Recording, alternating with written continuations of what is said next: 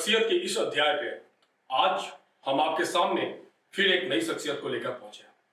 कहने को हमारे लिए नई है, लेकिन शायद इनका चेहरा देखने के बाद आप सभी इनको भली भांति अच्छे से पहचानते होंगे। आपके साथ सबसे बड़ी विशेषता यह थी कि आपने अपने बचपन के जो कार्यकाल था, उस कार्यकाल से आज तक का जो इनका कार्यकाल बीता, वो हमेशा सेवा भाव में बीता। शुरू से ही कहीं ना कहीं संघ से जुड़ने के कारण आप समाज सेवा के प्रति हमेशा अग्रणी थे, और आज भी आपका जो कार्य देखा जा रहा वो समाज सेवा के प्रति भरपूर देखा जा रहा। आज भाजपा की एक बड़ी जिम्मेदारी के साथ आप अपने इस कार्यकाल को पूरा कर रहे हैं। अब हम आगे की पूरी चर्चाएं खुद अपनी आज के मेहमान से करेंगे और आपको इंट्रोड्यूस कराएंगे कि हमारी आज की शख्सियत का नाम क्या है। तो सर नमस्कार।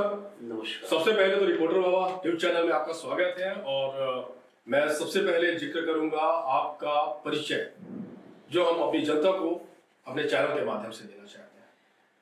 जी, मेरा नाम अमित साहू है। वर्तमान में मैं भारतीय जनता पार्टी छत्तीसगढ़ के प्रवक्ता के रूप में अपना कार्य और अपना दायित्व और अपनी जिम्मेदारी भारतीय जनता पार्टी के कार्यकर्ता के रूप में निभा रहा हूँ। अभी अब हम आते हैं अपने बातचीत के दौर पे, और बातचीत के दौर में सबसे पहले मैंने आपके बारे में जो सुना है, जो लोगों से जाना है कि आपने बहुत छोटी उम्र से ही संघ का साथ पकड़ लिया था, और छोटी उम्र से ही आप कहीं ना कहीं सेवा भाव में आप आ चुके थे। तो क्या सेवा भाव में आने के कारण ही राजनीति का एक मतलब दूसरा पहलू अपना बनता गया? देखिए, बचपन से ही मेरा संपूर्ण परिवार संघ विचारधारा के परिवार से रहा, और संघ में आने की प्रेरणा मुझे मेरे दादाजी से मिली। दादाजी के साथ मैं संघ की शाखा में जाता था। अब संघ क्या था उस समय तो पता नहीं था, मगर हमारे दादाजी हमको लेके जाते थे, चलो व्यायाम करेंगे, कसरत करेंगे और खेल कूद करेंगे मैदान में। अब हमको क्या पता था कि वो संघ की शाखा है, वहां पर जाके देश, धर्म, संस्कृति और हिंदुत्व का ज्ञान मिलेगा। जो वर्तमान की परिदृश्य बचपन से मैं देखता आ रहा था कि धर्म पे क्या बीतती है, आज हमारा हिंदू धर्म किस पायदान पर है और किस स्थिति और किस परिस्थिति में चल रहा है, ये तो ज्ञान था ही। इसलिए मैंने संकल्प लिया कि स्वयं सेवक बनकर माँ भारती की सेवा करनी है, धर्म की रक्षा करनी है, हिंदुत्व की रक्षा करनी है, और एक सेवा का माध्यम पूरे संस्कृति को जोड़ने का कार्य जो है संघ की परिभाषा में और संघ की परिदृष्टि से करना है, ऐसा सोचकर मैंने संघ में काम किया। आपका प्रारंभिक एजुकेशन और अभी तक आपने क्या एजुकेशन आपने हासिल की, और किस उम्र से आपने राजनीति से आपका जुड़ाव और झुकाव देखा गया? देखिए, बचपन में मैं जब संघ की शाखा में जाता था तो मात्र एक बाल स्वयं सेवक कहलाता था। मेरी शिक्षा बैरन बाजार के little flower English medium school में, LFS जिसको कहते हैं शॉर्ट फॉर्म में, वहां हुई।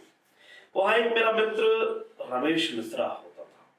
वो पहले बजरंग दल से जुड़ा हुआ था, क्योंकि संघ परिवार से मैं भी जुड़ा था, इसलिए हिंदुत्व का काम करना है, इसलिए उसने मुझे फोर्स किया कि बजरंग दल की सदस्यता ले लो। जब मैंने उसको एक दो बार मना किया कि मैं क्या करूंगा। ये लगभग कौन से क्लास की बात कर रहे हैं आप? ये लगभग मैं 4th क्लास की बात कर रहा हूँ। ओके, क्लास 4, जब एकदम छोटे बच्चे हुआ करते थे, जब एक उम्र होती सोचने समझने की, तब उसने बहुत फोर्स किया। और आखिरी में जैसे कि ताने देते हैं ना कि तेरे लिए 2 रुपया कौन सी बड़ी बात है, 2 रुपया देके सिर्फ सदस्य तो बनना है। तो मुझे गुस्सा आया कि अब मुझे ताने दे रहा है, तो मैं अपने साथ साथ मेरे और 5 मित्रों को बजरंग दल की सदस्यता मैंने 10 रुपया देकर उसको ज्वाइन कर दिया। उसके बाद सडनली ही अगले हफ्ते मंगलवार को उसने कहा कि हरदेव लाला मंदिर जो टिकरापारा में स्थित है, मेरा निवास वही टिकरापारा में, तो आओ हनुमान चालीसा करेंगे हरदेव लाला मंदिर में। मुझे ये मालूम नहीं था कि बजरंग दल की वो बैठक। जब उस बैठक में पहली बार गया मैं अपने मित्र रमेश के साथ, तब बजरंग दल के जो बड़े पदाधिकारी आए थे, वहां पे संघ के भी बड़े पदाधिकारी आए थे, जो नियमित रावण भाटा और टिकरापारा वाली शाखा में जो आते थे वो भी थे।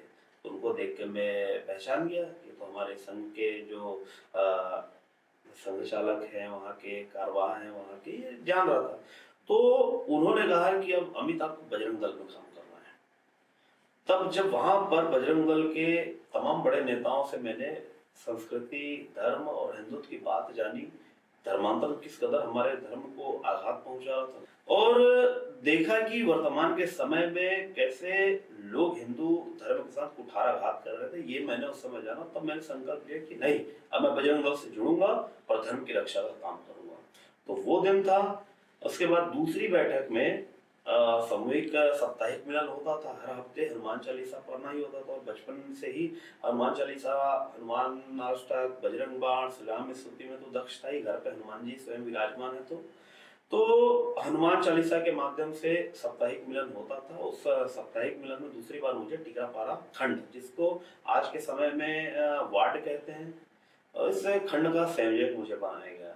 तो प्रारंभिक मेरी जो है विश्व हिंदू परिषद की युवा गई बजरंग दल के कार्यकर्ता के रूप में पहला जिम्मेदारी मुझे खंड संयोजक का मिला, टीकापारा खंड का। उस समय में आपकी एज क्या रही होगी? उस समय मैं अब क्लास 5 में आ चुका था। मतलब महज अपन बात करें तो 11 साल की। हाँ, 11 साल की उम्र में एक खंड का संयोजक जो साइकिल में घूमता था भगवा झंडा लेके, धर्म की रक्षा करने का संकल्प लिए, छोटे छोटे बच्चों को धर्म की शिक्षा देना, धर्म से जोड़ना, मंदिरों में लेकर आना, हनुमान चालीसा पढ़वाना, धर्म के बारे में बताना, ये सारे काम मैं साइकिल में घूम घूम के करता था उस समय। आपने अभी जहाँ तक बताया कि आप अपने बाबा जी के साथ, दादाजी के साथ जाते थे, व्यायाम करने के नाम से वो आपको लेके जाते थे। तो जब आपका ये टर्म चालू हुआ कि आप साइकिल में भगवा झंडा लेके घूमना चालू किए, तो उस समय पे फिर घर से कोई परेशानी आपको नहीं आती थी? पापा मम्मी की डांट के अभी पढ़ने की उम्र में तो झंडा लेके घूम रहा है, ऐसा करके कुछ? तो देखो, दादाजी का जुड़ाव राष्ट्रीय स्वयंसेवक संघ से था ही। तो संघ के सभी पदाधिकारियों का घर आना जाना, और जितने भी धर्म की रक्षा के जो आंदोलन की बैठकें होती थी, उस समय राम मंदिर का मुद्दा भी एकदम चरम पे था। लगातार कार सेवा, लगातार प्रभात फेरियां जो है निकलती थी और राम नाम की धुन चलती थी। तो इस समय, और हमारा पूरा परिवार जो है हिंदुत्व विचारधारा की परिवार है, तो इसलिए पिताजी भी कई बार बोलते थे कि पढ़ाई करो, ये तो काम करना ही है, धर्म की रक्षा करनी है, हिंदू धर्म पैदा हुए तो धर्म के लिए काम तो करना ही है हमको। तो ये सारे चीज जो है चलते ही रहते थे। तो कई बार डांट भी पड़ती थी। और जैसे जैसे फिर मैं आपको बताऊं, मेरी प्रारंभिक शिक्षा जैसे वहाँ हुई लिटिल फ्लावर में, क्लास 5 से ही मैं बजरंग दल से जुड़ा। फिर वहाँ पर भी धर्म की रक्षा को लेकर कई ऐसी बातें हुई। उसके बाद धीरे धीरे धीरे क्लास आगे बढ़ते गया, इधर संगठन में मेरी जिम्मेदारी बढ़ती गई। टिकरापारा के खंड संयोजक से टिकरापारा के प्रखंड संयोजक, जिसको इंग्लिश में या भारतीय जनता पार्टी की भाषा में मंडल कहा जाता है, कांग्रेस की भाषा में ब्लॉक कहा जाता है, वैसे विश्व हिंदू परिषद की भाषा में उसे प्रखंड कहा जाता था। टिकरापारा प्रखंड का मैं संयोजक बना। फिर धीरे धीरे आंदोलन होते गए, बढ़ते गए। फिर मेरी जिम्मेदारी बदली, फिर मैं जिले का सह संयोजक बना, रायपुर जिले का। उसके बाद फिर काम करते करते साल, 2 साल, 3 साल ऐसा कार्यकाल बीतते गया। फिर मैं रायपुर महानगर का संयोजक बजरंग दल के रूप में, मुझे जिम्मेदारी विश्व हिंदू परिषद की युवा इकाई, जिसको बजरंग दल कहा जाता है, उसकी जिम्मेदारी रायपुर महानगर के संयोजक के रूप में मेरी हुई। और मेरा सौभाग्य था कि जितने भी बड़े राष्ट्रव्यापी आंदोलन, मैं प्रदेश व्यापी नहीं कह रहा हूँ, राष्ट्रव्यापी आंदोलन, चाहे वो राम मंदिर का मामला हो, चाहे राम सेतु का मामला हो, चाहे जम्मू कश्मीर में जो विवाद चल रहा था अमरनाथ श्राइन बोर्ड का मामला हो, चाहे त्रिशूल दीक्षा का मामला हो, ये सारे बड़े आंदोलन, बड़े कार्यक्रम मेरा सौभाग्य था कि मेरे कार्यकाल के दौरान हुआ। और मेरा तो इतना बड़ा सौभाग्य था कि रायपुर जैसे भूमि पर प्रवीण भाई तोगड़िया जी, जो विश्व हिंदू परिषद के और धर्म रक्षा के सर्वमान्य नेता कहलाते थे, उनकी 5000 की संख्या में त्रिशूल दीक्षा सप्रेसाला मैदान, आज जो सप्रेसाला मैदान आप भरा भरा देख रहे हैं ना, एक जमाना हुआ करता था पूरा मैदान खाली होता था, बड़ी राजनीतिक सभाएं वहीं होती थी। तो वहां पर पहला मेरा कार्यक्रम रहा, मेरे जीवन का पहला कार्यक्रम, जो बहुत बड़ी संख्या में 5000 की संख्या में त्रिशूल दीक्षा का कार्यक्रम वहां हुआ। फिर ऐसे ही लगातार बहुत से आंदोलन मैंने किए, बहुत से, चाहे वैलेंटाइन डे ना मनाने का आह्वान, फ्रेंडशिप डे ना मनाने का आह्वान, पाश्चात्य संस्कृति को छोड़ने के लिए, भारतीय संस्कृति को अपनाने के लिए युवाओं के बीच जन जागरण अभियान। और उस जन जागरण अभियान के दौरान कई जगह हिंसात्मक भी आंदोलन हमको करने पड़ते थे। उस दौरान कई बार मेरी जेल भी गया। मैं आपको बताऊं कि मैं मात्र जब 16 साल का था, जब 14 फरवरी को हमारे अगर रायपुर शहर की अगर हम बात करें, आज तो बहुत सारे मॉल से बड़े बड़े हैं, मगर हमारे रायपुर शहर का अगर मॉल का स्वरूप अगर किसी ने देखा होगा, पुराने लोग जो जानते होंगे, तो हमारे रायपुर शहर का अगर पहला मॉल जो बना था वो, इसका नाम ही लालगंगा शॉपिंग मॉल पड़ा था। पहला एक ऐसा मॉल का स्वरूप था जहाँ पे एक साथ बहुत सी दुकानें हुआ करती थी। वहाँ पर एक पहले, अभी तो बहुत सारे ग्रीटिंग कार्ड का जमाना भी खत्म हो गया, उस समय आर्चीज गैलरी चलती थी। काफी बड़ा ब्रांड था उस समय। काफी बड़ा ब्रांड था। उस दुकान वाले से एक दिन पहले हमने घूमकर सारे जितने भी फैंसी दुकान थे, ग्रीटिंग गैलरी थे और रेस्टोरेंट वगैरह थे और तरह तरह के जो आयोजन करने वाली जो समितियां थी, उससे हमने आह्वान किया था, निवेदन किया था कि आप ऐसा किसी भी प्रकार के पाश्चात्य संस्कृति के आंदोलन हम करने वाले हैं, मगर इस आयोजन को किसी भी तरीके से आप नहीं करेंगे। आज हम आवेदन लेकर आए हैं, निवेदन भी आपसे कर रहे हैं, मगर फिर दनादन करने हम आएंगे। एक दिन पहले हमने समझाइश दी थी, उसके बाद भी वैलेंटाइन डे का इन्होंने अच्छा आयोजन किया। तो ऐसे में तो उस पब को तोड़ना ही था, उस ग्रीटिंग गैलरी को तहस नहस करना ही था। तो ऐसे में हम लोगों को पहली बार जेल हुई, जिसमें मैं अपने 82 बजरंगियों के साथ पहली बार जेल गया। मैं मात्र उस समय मेरी उम्र 16 साल की थी, मगर जेल जाना ही है, ये जज्बा जुनून था। पिताजी उस समय जीवित थे, तो एक बिंदास घर का जो लड़का जो बोलते हैं ना, और संगठन के प्रति एकदम अटूटता, काम करना नहीं, जेल जाना है, नेता बनना है, ये एक संकल्प था, सपना था। तो मात्र 16 साल की उम्र में पहली बार मैं जेल गया, अपनी उम्र 18 साल बताकर। मतलब जेल जाना उस समय एक रोमांच लग रहा था। हाँ, एक रोमांच लग रहा था कि मतलब स्टार्टअप यहीं से होना है। स्टार्टअप यहीं से होना है, क्योंकि अक्सर सुना करते थे कि जो नेता जेल जाता है वही, जो कार्यकर्ता जेल जाता है वही नेता बनता है। तो एक कहावत था उस समय।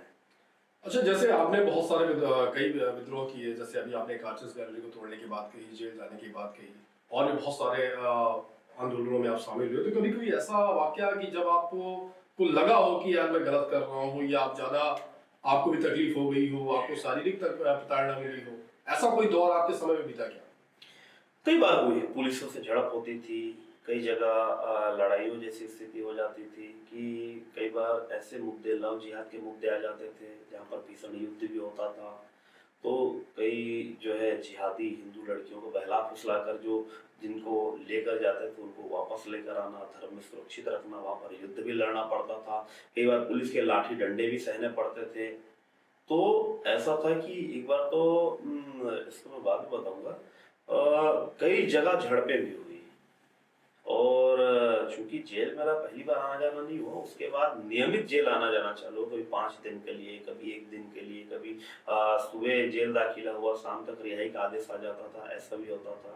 तो लगातार आंदोलन चलते गए। ये लगातार कारवां मेरा बजरंग दल में 2007 तक चला। मैं 2008 में जब रायपुर महानगर संयोजक ही था, उस दरमियान और ऐसा संगठन में काम करने के लिए आतुर हो गया था कि जैसे हमारे यहाँ संघ के प्रचारक होते थे पूर्णकालिक, जो अपना घर, सांसारिक जीवन छोड़कर, त्याग करके संगठन को अपना सर्वोच्च समय देने के लिए जो घर से निकलता, वैसा टाइप का हो गया था मैं। उसके बाद 2008 का जो कालखंड था मेरे लिए एक काल से भी बढ़कर भयंकर था, जब पिताजी का अचानक स्वर्गवास हुआ। मैं बजरंग दल का संयोजक था ही उस समय, रायपुर जिले का संयोजक था।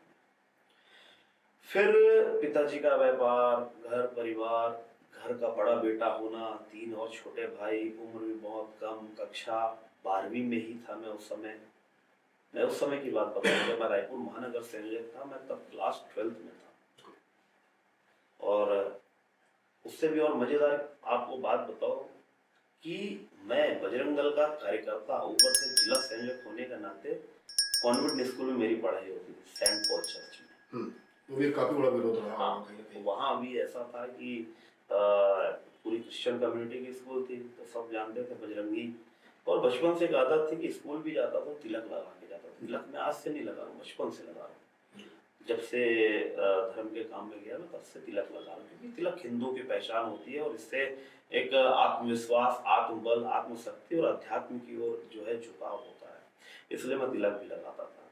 तो 2008 में जब पिताजी का स्वर्गवास हुआ, तो जो बेफिक्र होकर मैं काम करता था, जो संगठन के लिए प्रचारक की तरह काम करता था, पूर्णतः समय संगठन को देता था, वो सारे धरे के धरे रह गए।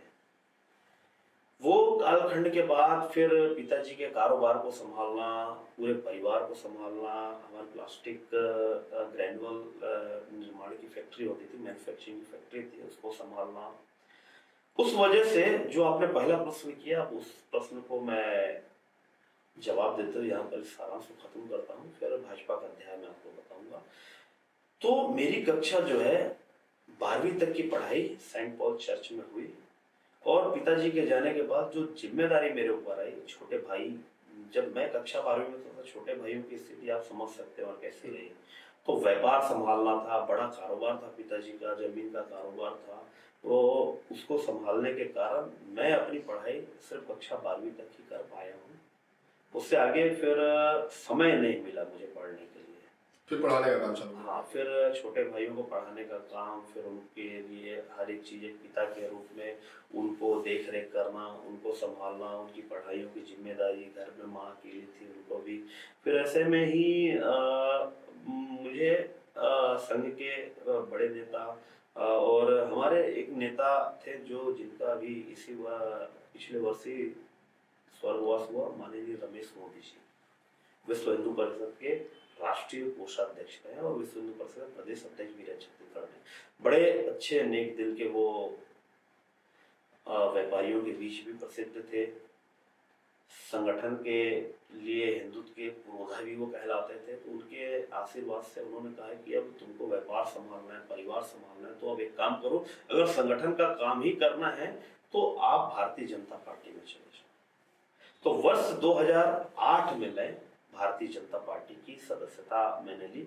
वैसे तो देखो, संघ परिवार के होने के नाते संघ परिवार का जो राजनीतिक आयाम है, अभी तक मैं आंदोलनात्मक आयाम में था। विश्व हिंदू परिषद जो संघ का सबसे बड़ा आंदोलनात्मक आयाम है, उसमें मैं काम करता था। उसके बाद में संघ की जो राजनीतिक आयाम है, जिसका नाम है भारतीय जनता पार्टी, उसमें मैंने 2008 में सदस्यता ग्रहण की। अब चूंकि अब 2008 से मेरा सफर भारतीय जनता पार्टी के कार्यकर्ता के रूप में चालू हुआ। 4 साल में एक सामान्य से कार्यकर्ता के रूप में मैंने अपनी सेवाएं भारतीय जनता पार्टी को दी, जबकि मैं विश्व हिंदू परिषद जैसे एक बड़े धड़े जो आंदोलन के नाम से जाना जाता है, उसके युवा इकाई के रायपुर जिले का संयोजक हुआ करता था। उसके बावजूद मैं आया 4 साल सामान्य कार्यकर्ता के रूप में मैंने भारतीय जनता पार्टी में काम किया। 2011 में मैं पहली बार भारतीय जनता युवा मोर्चा, जो भाजपा की युवा इकाई है, उसका मैं रायपुर शहर का जिले का मंत्री बना। फिर जिले के मंत्री के रूप में भारतीय जनता पार्टी में काम करने के साथ साथ वर्ष 2016 में मैं प्रदेश मंत्री के रूप में मुझे अपने दायित्व का निर्वहन करने का अवसर मुझे भारतीय जनता पार्टी ने दिया। प्रदेश मंत्री के रूप में पूरा प्रदेश व्यापी दौरा, प्रदेश व्यापी आंदोलन और प्रदेश में संगठनात्मक कार्य करते करते मैं 2020 में मुझे भारतीय जनता पार्टी ने एक छोटे से कार्यकर्ताओं को इतनी बड़ी जिम्मेदारी दी, जिसका नाम था भारतीय जनता युवा मोर्चा का प्रदेश अध्यक्ष जैसा दायित्व। 2020 में प्रदेश अध्यक्ष भारतीय जनता युवा मोर्चा के रूप में मैंने काम किया और मेरा सौभाग्य था कि मैं भारतीय जनता पार्टी की सबसे प्रमुख इकाई, जिसको रीढ़ की हड्डी कहा जाता था, उसका मैं प्रदेश अध्यक्ष बना। और मेरा सौभाग्य था कि विपक्ष का कार्यकाल की भूमिका मुझे मिली और उस भूमिका को भी मैंने इस कदर निभाया। पूरे प्रदेश में प्रवास करके मेरा संकल्प था कि भारतीय जनता पार्टी की रीढ़ की हड्डी, हर नेता इसको कहते हैं कि युवा मोर्चा भारतीय जनता पार्टी की रीढ़ की हड्डी है, मगर मेरा एक संकल्प था कि भारतीय जनता पार्टी का प्राण में भारतीय जनता युवा मोर्चा को बनाऊंगा। ये संकल्प के साथ मैंने पूरे प्रदेश व्यापी आंदोलन किया, प्रदेश व्यापी धरना प्रदर्शन, चाहे धर्मांतरण के विरुद्ध, भाजपा का कार्यकर्ताओं के सीधा धर्मांतरण के विरुद्ध मैंने लड़ाई ली, इस कांग्रेस की सरकार के खिलाफ मैंने लड़ाई लड़ी, हर इस घोटाले को, भूपेश बघेल के हर इस कारनामे को लेकर सड़क के चौराहे की लड़ाई लड़ी। फिर वैसे वैसे 2002 में जब राजेश मूणत जी प्रदेश के अध्यक्ष हुआ करते थे युवा मोर्चा के, उस समय एक बड़ा भीषण आंदोलन हुआ था, जिसमें नंद कुमार साय जी के पैर भी टूट गए थे, शिवराज सिंह चौहान जी युवा मोर्चा के राष्ट्रीय अध्यक्ष हुआ करते थे, प्रहलाद सिंह पटेल जी जो है राष्ट्रीय महामंत्री हुआ करते थे। ऐसा एक बड़ा आंदोलन था जिसमें बहुत बड़ा लाठीचार्ज हुआ था, बहुत से भाजपा के नेता चोटिल हुए थे। इसी घड़ी चौक की बात थी, वो एक बड़ा आंदोलन हुआ कह रहा था कि हर हमेशा हम सुनते थे कि 2002 में ही भारतीय जनता युवा मोर्चा के नेतृत्व में भाजपा का एक बड़ा आंदोलन हुआ था। तो वो आंदोलन मेरे दिल में, मेरे हृदय में तो समा गया था। मैं भी संकल्प लिया था कि वो 2003 के आंकड़े का जो है सरकार बनने का समय था, आंदोलन हुआ था 2002 में, और मेरा भी संकल्प था कि 2022 में एक बड़ा मैं आंदोलन करूंगा। तो मैंने संकल्प लिया और उस संकल्प को पूरा किया। भारतीय जनता पार्टी के कार्यकर्ता होने के नाते, युवा मोर्चा के प्रदेश अध्यक्ष होने के नाते 2022 में मुख्यमंत्री निवास का बहुत बड़ा आंदोलन अगर किसी ने किया, वो मेरे नेतृत्व में मुझ प्रदेश अध्यक्ष से लेकर एक मंडल के अध्यक्ष और मंडल के कार्य समिति तक के कार्यकर्ताओं का योगदान रहा कि वो प्रदेश व्यापी जो आंदोलन इतना बड़ा रहा, इतना सफल रहा कि उससे भूपेश बघेल की सरकार की नींव हिल गई थी, जिसके परिणाम आज 2023 में जो दिखे वो भारतीय जनता पार्टी के सरकार के रूप में दिखे। ये आंदोलन जो है आज मेरे साथ युवा मोर्चा के एक एक कार्यकर्ताओं को उस आंदोलन का श्रेय जाता है, जिस आंदोलन को हमने युवाओं के मुद्दे को लेकर, छत्तीसगढ़ में बढ़ते नशे के कारोबार को लेकर, छत्तीसगढ़ में बढ़ते अवैध कारोबार को लेकर, चाहे अनेक प्रकार की जो गतिविधियां हैं भूपेश बघेल की सरकार में चल रही थी, उसको लेकर हमने आंदोलन किया, जिसके परिणाम स्वरूप आज 54 सीटों के साथ भारतीय जनता पार्टी की सरकार आज हमारे छत्तीसगढ़ में है। और आज मैं गर्व के साथ कहता हूं कि उस आंदोलन के बाद पार्टी ने मुझे भारतीय जनता पार्टी में, आज मैं आपको बताऊं कि पूरे प्रदेश की टीम में, आप जैसे जब मैं प्रदेश के प्रवक्ता के रूप में मुझे भारतीय जनता पार्टी ने 2022 में जिम्मेदारी दी, 2020 में मैं युवा मोर्चा अध्यक्ष था और 2022 में आज भारतीय जनता पार्टी के प्रवक्ता के रूप में मुझे जिम्मेदारी दी, जिसमें मेरे प्रदेश अध्यक्ष अरुण साहू जी हुआ करते थे। उनके पूरी टीम में, भारतीय जनता पार्टी की पूरी टीम में सबसे कम उम्र का सबसे बड़ा पदाधिकारी अगर था तो मैं था। वो मुझ जैसे छोटे कार्यकर्ता पर विश्वास कर भारतीय जनता पार्टी ने ये जिम्मेदारी दी और जिसे आज तक मैं निभा रहा हूँ। आज हम सरकार में तो आ गए, फिर भी पार्टी का पक्ष में टीवी चैनल, अनेक टीवी चैनलों के माध्यम से पार्टी का पक्ष रखता हूं और अभी वर्तमान में यही जिम्मेदारी को निभा रहा हूं। तो ये मेरा राजनीतिक जो कार्यकाल है, एक बजरंग दल के कार्यकर्ता से लेकर आज भारतीय जनता पार्टी के प्रदेश के प्रवक्ता के रूप में मैं अपनी जिम्मेदारी और सेवाएं अभी दे रहा हूँ। आपने विश्व हिंदू परिषद की बात की, आप बजरंग दल से भी जुड़े थे। कहीं ना कहीं देखा जाए तो ये भाजपा का एक जो रीढ़ की हड्डी आपने बोला, तो बिल्कुल सही वाक्य आपने यूज किया यहाँ पे, ये सब बिल्कुल आपका सही लगा। लेकिन कहीं ना कहीं देखा जाए तो कई बार लोगों के द्वारा इसका विरोध करता भी देखा गया। जैसे आपने वैलेंटाइन की बात कही, आपने धर्मांतरण की बात कही, आपने गौ सेवक की बात कही ना कहीं ये सेवाएं लोगों को नागवारा देती थी। तो लगभग मैं आपसे पूछना चाहूंगा कि आपने अपनी लाइफ में कितने धर्मांतरण होने से रोके, आपने लगभग कितनी गायों को गौशाला तक पहुंचाने की जिम्मेदारी उठाई? जब मैं बजरंग दल में था तब हमने लगभग मैंने पूरे कार्यकाल भर लगभग 50 से 60 के करीब ट्रकों में गायों को पकड़ा है और उसे सुरक्षित गौशाला तक पहुंचाया है। कई बार तो ऐसे ठूस के ये कत्ल खाने में ले जाने वाले जो जिहादी लोग रहते थे, वे ऐसे ठूस के गौ माता को ट्रकों में भरे रहते थे कि उनके प्राण उस ट्रक में रह छूट जाते थे। उनका साफ सम्मान, उनको मिट्टी भी में दफन करने का भी काम हम सभी बजरंगी मिलकर करते थे। तो हजारों की संख्या में गौ माता की रक्षा हमने की है अपने कार्यकाल में, और उसके साथ ही साथ धर्मांतरण के कई ऐसे केसेस रहे। आज भी, आज तो ई पेपर का जमाना है, पर कभी आप मेरे निवास पर आए, मेरे घर पर आए, तो मैं उस समय जब हुआ करता था, मैं पेपर की कटिंग, जितने मेरे आंदोलन थे, जितने मेरे अच्छे कार्यों के जो सेवा कार्य जो आप कह रहे हैं उसके जितने भी उल्लेख हैं, पेपर कटिंग के माध्यम से आज भी मैंने एक बुकलेट में चिपका कर रखा है। आज तो ई पेपर का जमाना है, आज तो मोबाइल में सारे पेपर्स के न्यूज, आप कभी प्रेस कॉन्फ्रेंस में बैठते हैं तो हर प्रेस कॉन्फ्रेंस की फोटो छपती है, तो आजकल मोबाइल में रहते हैं। मगर वो जमाना था जब ई पेपर का जमाना नहीं हुआ करता था, तो हम ब्लेड से उस न्यूज पेपर की कटिंग काट कर कॉपी में चिपका के रखते थे, ताकि ये सदैव हमारे मन मस्तिष्क और हमारे आंखों के सामने ये सदैव जीवंत रहे कि ये चीज हमने किया है। तो ऐसे कई मैं पेपर कटिंग दिखाऊंगा, चाहे गौ रक्षा की बात हो, हो, चाहे धर्मांतरण की बात हो, चाहे जिहाद रोकने की बात हो, ये सारे आंदोलन हमने उस समय किए हैं। और वो आंदोलन जो मेरी नींव थी, उस आंदोलन को भी मैंने भारतीय जनता पार्टी के कार्यकाल में भी पीछे नहीं छोड़ा। जब मैं भारतीय जनता युवा मोर्चा का अध्यक्ष बना, तब मैंने पहली बार भाजपा के झंडे के साथ साथ भगवे झंडे को भी लेकर काम किया। धर्मांतरण के विरुद्ध जो बस्तर एक जमाना था जब हम देखा करते थे अपने आंखों से, बोलते ही नहीं थे, तो जब कांग्रेस की सरकार, जो की सरकार थी, उस समय बड़े पैमाने पर धर्मांतरण छत्तीसगढ़ में हुआ था। जब 2018 से कांग्रेस की सरकार फिर आएगी, तो फिर ये ईसाई मिशनरियों के हौसले बुलंद हो गए थे, तो ये फिर से खुलेआम धर्मांतरण कराने लग गए।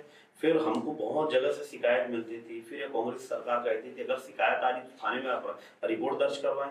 थाने में रिपोर्ट दर्ज होने ही नहीं देती थी सरकार। तो हमने पूरे प्रदेश भर के हर जिलों में 5-5 किलोमीटर की पद यात्रा भगवा झंडे के साथ, भारतीय जनता पार्टी के झंडे के साथ निकाली और चेतावनी दी खुले रूप से कि कोई भी ईसाई मिशनरी धर्मांतरण करवाएगा लोभ लालच को लेकर, तो उसके खिलाफ युवा मोर्चा उग्र प्रदर्शन करेगा। इसके परिणाम स्वरूप रायपुर शहर की धरती पर एक बार हमने चंगाई सभा में धर्मांतरण करते पकड़े गए। ये मामला आपके ध्यान में भी होगा, आपकी न्यूज चैनल के ध्यान में भी होगा कि पुरानी बस्ती थाना के अंतर्गत भाटा गांव आता है, वहां पर जब हम शिकायत करने पहुंचे तो वहां शिकायत ले नहीं रहे थे। फिर हमने सभी कार्यकर्ताओं को बुलाया, उतने में वो ईसाई मिशनरी पहुंच गए। वो भी कहने लगे, जिसका नाम था अरुण पन्नालाल, वो मीडिया में बाइट देते हुए खुलेआम कहता था कि मुझे धर्मांतरण कराने का अधिकार है, मैं धर्मांतरण कराऊंगा। तो वहां पर जब फिर हम उग्र हुए, तो वहां पर उन ईसाई मिशनरी जो धर्मांतरण करा रहे थे, उन कार्यकर्ताओं को भी, ईसाई मिशनरी के जो कार्यकर्ता थे वो हमारे कार्यकर्ताओं से उलझ गए। तो वहां पर एक भीषण थाने के भीतर ही झड़प हुई थी, जिसके परिणाम स्वरूप हमारे 4 ऐसे कार्यकर्ताओं को 2 महीने जेल में भी रहना पड़ा। यही 2022 की बात बता रहा हूं मैं। तो आज भी ये काम सामान्य सा हिंदू परिवार देखता है तो इनको लगता है ये गुंडागर्दी कर रहे हैं, ये दादागिरी कर रहे हैं। आज अगर आप गौ रक्षा की बात करो तो गौ रक्षकों को गुंडे कहते हैं। आज अगर वैलेंटाइन डे की अगर विरोध करो तो वो कहते हैं कि ये प्यार के विरोधी हैं, प्यार के दुश्मन हैं, ये कहते थे। मगर जब वस्तुतः आज मैं वो चीज देखा, जब हम भगवा झंडा लेकर चलते थे तो वही हिंदू समाज हम पर हंसता था, अरे देखो बजरंगी जा रहे हैं, भगवा झंडा उठाएंगे, जय श्री राम के नारे लगाएंगे।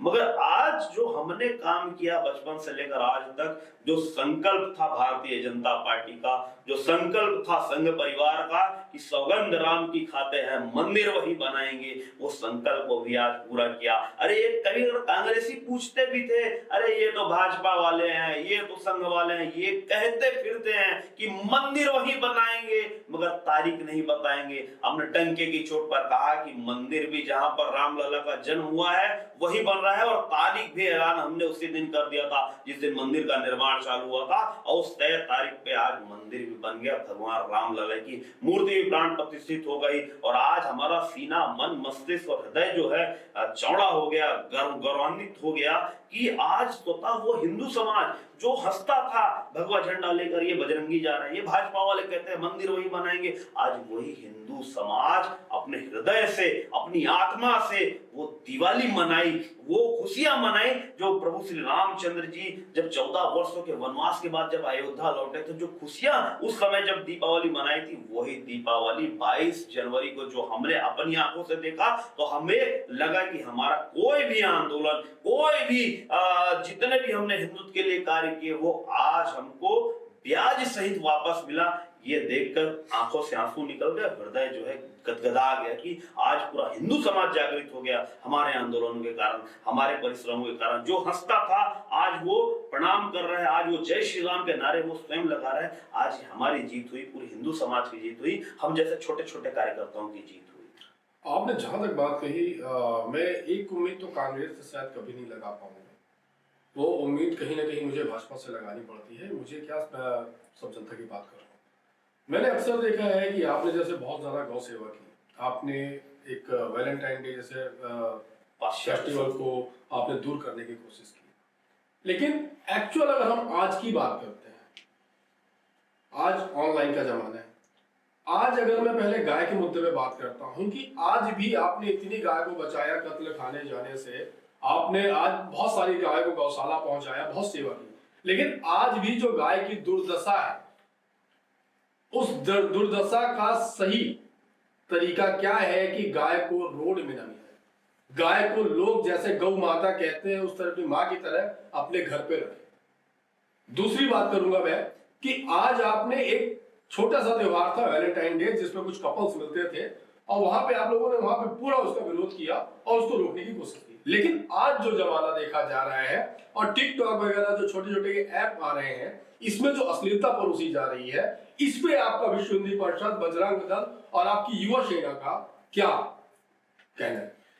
देखिए, आप अगर सवाल करते हैं गौ रक्षा का, तो उसमें मेरा एक ही जवाब है।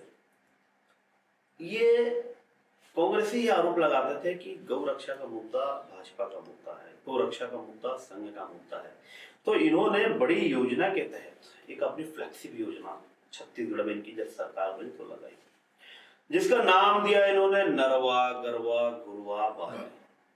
वो तो कुछ दिन तक आते आते हम लोग छत्तीसगढ़ी में कहते हैं, लेकिन नरवा गरवा गुरवा बाई, कहाँ गम आगे संगवारी, ये परिस्थिति इनकी आ गई थी। ये गौठानों के नाम पर जो बड़ा घोटाला इन्होंने किया था, गौ माता की संरक्षण के लिए इन्होंने जो बड़े बड़े प्रपंच रचे थे, बड़े बड़े जो है कारनामे, गौठान बनाने के नाम पे गौठानों का जो घोटाला किया था। जब हम गौठानों का निरीक्षण करने पहुंचते थे, एक भी गौ माता नहीं, अगर गौ माता है तो प्रॉपर रूप में चारा नहीं, ना पानी नहीं। तो ऐसी दिखावे की योजनाएं जो सरकार ने चलाई, तो ऐसा कहीं कहीं लगता है कि मुझे कांग्रेसियों को गौ माता का श्राप भी लगा है, झूठा दिखावा और झूठा श्रेय देने का। सही मायने में अगर गौ रक्षा की बात जो करता है, वो जिनको धर्म से प्रेम है, जिनको गौ माता में 33 कोटि देवी देवता का स्वरूप नजर आता है, वही कर सकते हैं। आज भारतीय जनता पार्टी की सरकार आज छत्तीसगढ़ में आई है, तो कहीं ना कहीं हमारी प्राथमिकता यही रहेगी कि जितने भी गौ पालक हैं उनको अच्छे से सुविधा, गौशाला की सुविधा हम दे। उनको अगर घर पे ही अगर वो प्रॉपर रूप से गौ माता को रखने की व्यवस्था अगर वो करना चाहे, तो वो सुविधा हम देने को तैयार हैं। और अगर ये जो जितने भी गौठाने बने हैं, जिनको हमने घोटालों का रूप दिया था और अपनी आंखों से देखा था, पूरा गांव अपनी आंखों से देखा है कि वो गौठान किस तरीके से एक भ्रष्टाचार का केंद्र बन गया था। हम आज यही चाहेंगे कि उन्हीं गौठानों का इस्तेमाल करके उन्हीं गौ माताओं को वहां पर स्थान दे, प्रॉपर रूप में चारा दे। क्योंकि देखो, हम इनकी तरह रोका छेका अभियान नहीं चलाते। रोका छेका अभियान तो मेरी नजरों में कांग्रेस का जो रोका छेका अभियान था, वो ऐसा था कि रोड पे गौ माता बैठी है और कांग्रेस के कार्यकर्ता के रूप में सड़कों को रोक और छेक के बैठी, ताकि गाड़ियां वहां से ना जा पाए। कोई स्पीड पे गाड़ी है, कभी अंधेरा होता था, रात के समय में गौ माता से दुर्घटनाग्रस्त कोई गाड़ी हो जाती थी, गौ माता की भी मृत्यु हो जाती थी, यहाँ पर मानव की भी हानि हो जाती। तो ऐसा कभी कदापि ना करेंगे। तो उसकी और भी हमारी सरकार जो है कदम बढ़ा चुकी है। और सवाल जो आपने किया, जो वैलेंटाइन डे का विरोध हम करते थे उस समय और वर्तमान के समय में, आपने टिकटॉक की बात की। टिकटॉक तो आजकल बंद हो चुका है, मगर इंस्टाग्राम पे रील्स के नाम पर, फेसबुक पे रील्स के नाम पर जो अश्लीलताएं फैल रही है, मैं इसको स्वीकार कर रहा हूँ। कभी भी हम भी रील्स देखते हैं तो वो आते आते दिख जाता है, नंगा प्रदर्शन होता है। मगर यहाँ पर दिक्कत टेक्निकली ये है कि जब हम वैलेंटाइन डे का विरोध करते थे, उस समय ये सारी चीजें जो है फिजिकल हुआ करती थी, वास्तविक में हुआ करती थी। मगर अब जो है वर्चुअल हो रही है। कोई दिल्ली से बैठकर टिकटॉक के रील अपलोड कर रहा है, तो हम यहाँ छत्तीसगढ़ वाले कैसे क्या करेंगे? नहीं, लेकिन जहां पे हम बात करें कि जब एक कोविड आया, कोविड में हमने टिकटॉक को ब्लेम कर दिया और बंद कर दिया, भाजपा मतलब केंद्र सरकार के द्वारा टिकटॉक को बैन लगा दिया गया। तो आज अगर मैं जानता हूं कि आज मोदी जी एक ऐसा चेहरा है कि जो जब चाहे तब वो कर सकते हैं, तो अगर उन्होंने वहां पे टिकटॉक बंद किया, तो उन्हें आज कहीं ना कहीं इन सब की जो ये ऐप है, जो हमारी संस्कृति को कहीं ना कहीं एकदम पीछे लेते जा रहे हैं, उसके लिए मैं इनको क्यों नहीं बंद किया जा सकता? उसके लिए एक समाधान खास करके मैंने शुरुआत भी की और साथ ही साथ मोदी जी ने भी शुरुआत की। शुरू में जब रील्स आया था, जब टिकटॉक आया था, तो हम लोग को भी थोड़ी शर्म आती थी कि हम क्या टिकटॉक बनाए, कैसा बनाए। फिर जब मोदी जी एक ऐसे व्यक्ति हैं जो युग के साथ चलने का काम करते हैं, क्योंकि देखो, हम संघ के कार्यकर्ता हैं, संघ की हर एक गीत में हर एक प्रेरणा होती थी।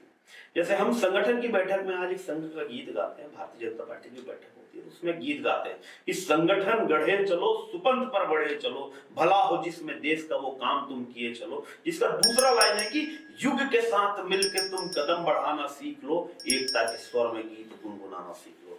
आज का युग है, उस युग के हिसाब से अगर हम चलेंगे तो हमको देखकर वो युग जो है हमारी ओर आकर्षित होकर फॉलो करेगा। तो ऐसे नरेंद्र मोदी जी हमारे, उन्होंने भी रील्स बनाना चालू किया। उन्होंने क्या रील्स बनाया, अपने कार्यक्रमों के रील्स बनाने चालू किए, मंदिर जाते थे उनका रील्स बनाना चालू किया, देवी देवताओं के साथ फोटो डालकर रील्स बनाना चालू किया, जिसको मैंने भी अपनाया। आप कभी मेरा सोशल मीडिया देखेंगे तो हर शनिवार और मंगलवार को एक रील्स अपडेट होती है। मैं मंदिर जाता हूँ, वहाँ रील्स बनाता हूँ, जो नए नए भजन आते हैं उसके साथ रील्स बनाता हूँ, कभी कभी पारिवारिक रील्स ही बना लेता हूँ, क्योंकि देखो एक ट्रेंड रहता है। एक ही एल्गोरिदम आप दोगे, सोशल मीडिया का प्लेटफॉर्म ऐसा है कि आप एल्गोरिदम एक ही दोगे तो वो विजिबिलिटी बंद कर देता है। तो डिफरेंट टाइप ऑफ मतलब हमको टेस्ट देना पड़ता है उसको। तो कभी पारिवारिक रील्स बन जाते हैं और धार्मिक रील्स, और उस अश्लीलता वाले रील्स को लेकर अगर बात करें तो मैंने उसको मोदी जी की प्रेरणा से, और आज हम हमारे साथ जितनी टीम है युवाओं की, वो हर शनिवार और मंगलवार को हनुमान जी की फोटो डालने लगे हैं। हर तीज त्योहारों को एक भव्य रूप देते हैं। कोई मंदिर जा रहे हैं, मंदिर में रील्स बना रहे हैं, उससे प्रेरणा आ रही है और कहीं ना कहीं वो यूथ भी जो है धर्म की ओर आकर्षित हो रहा है। आपने थोड़ी देर पहले के वाक्य में एक छोटा सा उदाहरण दिया था कि हमने एक आर्टिस्ट गैलरी वाले को पहले हमने उसको समझाया, मनाया, निवेदन भी किया और फिर दंदना की कंडीशन में भी आप आए थे। तो आपको लगता है कि क्या आज की हम अगर वही पहलू हम आज उठा के रख रहे हैं कि ये सब करने से यहाँ से अश्लीलताएं बंद हो जाएंगी, कि यहाँ भी दनादन करने की जरूरत पड़ेगी? देखो ये मानव जाति की फितरत है, और हम तो ठहरे बजरंगी, पहले आवेदन फिर निवेदन, और ना माने तो दनादन तो करना जरूरी है। क्योंकि क्या है, कहावत भी है, आपने भी सुना होगा कि लात के भूत बातों से नहीं मानते। कि कहीं ना कहीं आज देश में देखा जाए कि छोटे छोटे बच्चों का जो समूह होता है वो भी इतनी ज्यादा अभद्रता के शिकार होता जा रहा है कि आज अगर हम बलात्कार की बात करते हैं, रेप की बात करते हैं, चाहे आपके शासनकाल की 15 साल की बात करें, चाहे कांग्रेस की बात करें, लगातार कहीं भी रेप में रोकथाम नहीं हो रही है। बराबर रेप हो रहा है, सामूहिक बलात्कार हो रहे हैं और बराबर उसे चल रहा है, उस पर कहीं कोई रोकथाम नहीं है। गाय आज भी वैसे ही मर रही है। आज भी मैं बात करूं, आपको शायद इस बात की जानकारी होगी, छत्तीसगढ़ राज्य में 940 गौशाला है, जिसमें से आज भी 672 गौशालाएं जैन समाज चला रहा है। तो क्या शासन की यही भूमिका होती है कि मात्र 300 गौशाला, वो भी ऐसी गौशाला है जिसका कोई औचित्य नहीं? उन गौशालाओं का डेवलपमेंट कैसा होना चाहिए? आज आपकी सरकार है, आज आपको किस तरीके का डेवलपमेंट देखना चाहिए कि एक गौशाला जो होना चाहिए प्रॉपर वे में होना चाहिए, घास फूस की पर्याप्त व्यवस्था होना चाहिए। पता नहीं कितने लोगों को वहां पे जो बेरोजगारी का आलम है वो भी वहां से क्लियरेंस हो रहा है। और ऐसा नहीं, अगर गाय के गोबर भी आज खरीदा गया कांग्रेस सरकार में, तो गाय की गोबर के भी बहुत सारे उपयोग है। हमारे पास हमारे एक गेस्ट आए हुए थे, पदम जैन, शायद आप भी उनसे वाकिफ हो, पदम ढाकालिया, उनके पास अपना खैरागढ़ गौशाला के नाम से काफी प्रसिद्ध है उनकी गौशाला है। तो उन्होंने जो गाय पे वर्क किया कि आज उनका जो गौमूत्र होता है वो फॉरेन तक जा रहा है। यहाँ तक खुद नरेंद्र मोदी जी भी उसको यूज कर रहे हैं, आपके यहाँ के राष्ट्रपति, राज्यपाल, हर लोग उनको यूज कर रहे हैं। तो इतनी अच्छी चीजों को देने के बावजूद भी हम गौ पे बात करें तो वहां पे इन्वेस्टमेंट डेवलपमेंट का क्यों नहीं देखा जा रहा? देखिए, हमारी सरकार इस पर प्रतिबद्ध है कि आज के हिसाब से एक आधुनिक गौशाला का निर्माण कैसे करें, ताकि हाइजेनिक तरीके से गौ माता वहां पर सुरक्षित रहे, हाइजेनिक तरीके से उनको पर्याप्त मात्रा में भोजन और पानी की व्यवस्था उनको हो।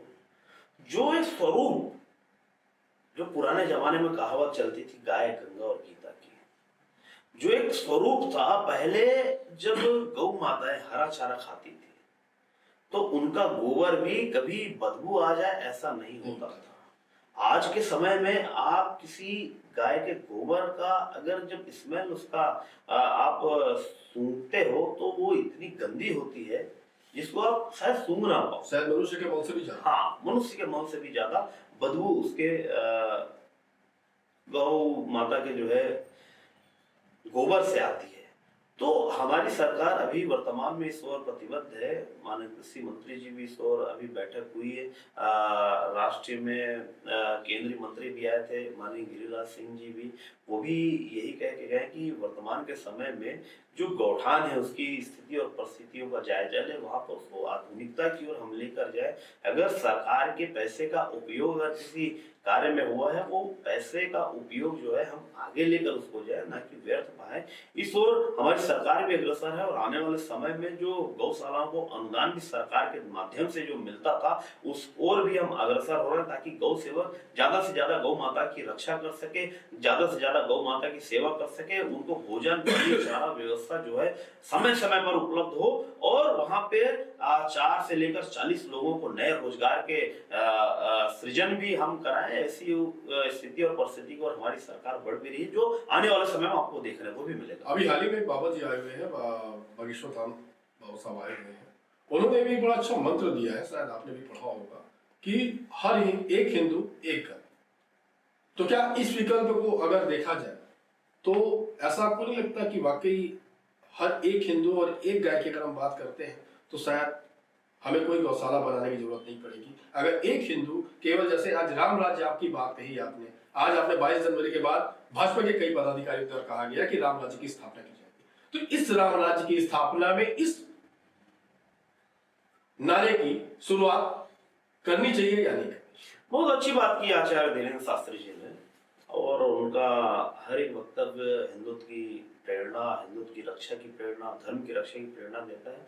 और ऐसे में जो वाक्य उन्होंने कहा है कि हर एक हिंदू जो है, एक परिवार जो है, एक गाय का भरण पोषण करे, ये वाक्य में उस युग की बात आचार्य धीरेन्द्र शास्त्री जी ने की, जब वो युग था जब हर परिवार में गाय होते थे। हर परिवार का बच्चा गौ माता की दूध का सेवन करता था, घी का, दही का सेवन करता था, उससे उस परिवार के बालक भी हष्ट पुष्ट होते थे। आज के समय में जो बालक कमजोर होते हैं, बचपन की उम्र में उनको चश्मा लग जाता है, कई सारी बीमारी उनको घेर लेती है, तो वो नहीं होगा। ये बहुत अच्छी योजना उन्होंने कहा है। मैं आपके इस पॉडकास्ट के माध्यम से, आपके इस चैनल के माध्यम से, आपके इस इंटरव्यू के माध्यम से मैं भी यही निवेदन करूंगा कि हर हिंदू एक गौ माता की सेवा करे, अपने घर में उनको जगह दे, ताकि आने वाले समय में उस गौ माता के हर एक चीज से आपका परिवार ताकतवर हो, आपका परिवार सुरक्षित हो, आपके घर के जो बुजुर्ग से लेकर बच्चे तक के हर व्यक्ति तंदुरुस्त हो। ये निवेदन भी आपके चैनल के माध्यम से भी मैं पूरे समूचे हिंदू समाज को करना चाहता हूँ, और गौ माता की सेवा से ही हम संकल्प से सिद्धि तक पहुंच सकते हैं। अभी 22 तारीख को आप लोगों ने बहुत बड़ा काम किया, राम मंदिर की स्थापना की, और तो मैं ये पूछना चाहूंगा कि जब 22 तारीख के बाद एक राम राज्य की बात कही गई, जो कि मैंने पहले भी बोला, तो राम राज्य की अब हम किस तरीके से देख सकते हैं? राम राज्य किस तरीके से बनाया जाएगा? क्या क्या नए कार्य होंगे? किस तरीके से रायपुर छत्तीसगढ़ का विकास होगा? छत्तीसगढ़ में जो भ्रष्टाचार फैला हुआ है, उस भ्रष्टाचार को रोकने के लिए क्या तरकीब आप लोगों ने निकाल के रखी है कि उससे हम राम राज्य को कन्वर्ट कर सकें? देखिए, जब हम राम राज्य की बात करते हैं तो लोगों की परिकल्पना क्या होती है कि राम राज्य का मतलब होता है हिंदुत्व की स्थापना। अमूमन लोगों का सोचना होता है कि हर घर भगवा झंडा छाएगा, हर घर राम राज आएगा। ये जो नारे भी लगे हैं, ये वास्तविक में तो हिंदुओं के लिए है। बाकी अगर कोई विरोधी, कोई विपक्षी कहता है कि ये ऐसा करेंगे, ये वैसा करेंगे, तो ऐसा कदापि नहीं। राम राज्य की स्थापना करना मतलब शासन में रहकर न्याय और धर्म को साक्षात रूप से पालन करना। हर व्यक्ति, जब आप शासन में बैठे हैं, हर व्यक्ति के प्रति, चाहे वो किसी भी धर्म का हो, किसी भी समाज का हो, उसके प्रति आपको एक सामान्य व्यवस्थाएं देनी है। उसका जो समूचा उनकी जो जवाबदारी है सरकार के ऊपर, उसको पूरा करना है। उनको हर एक मूलभूत सुविधा प्राप्त हो जो शासन उन्हें देना चाहती है।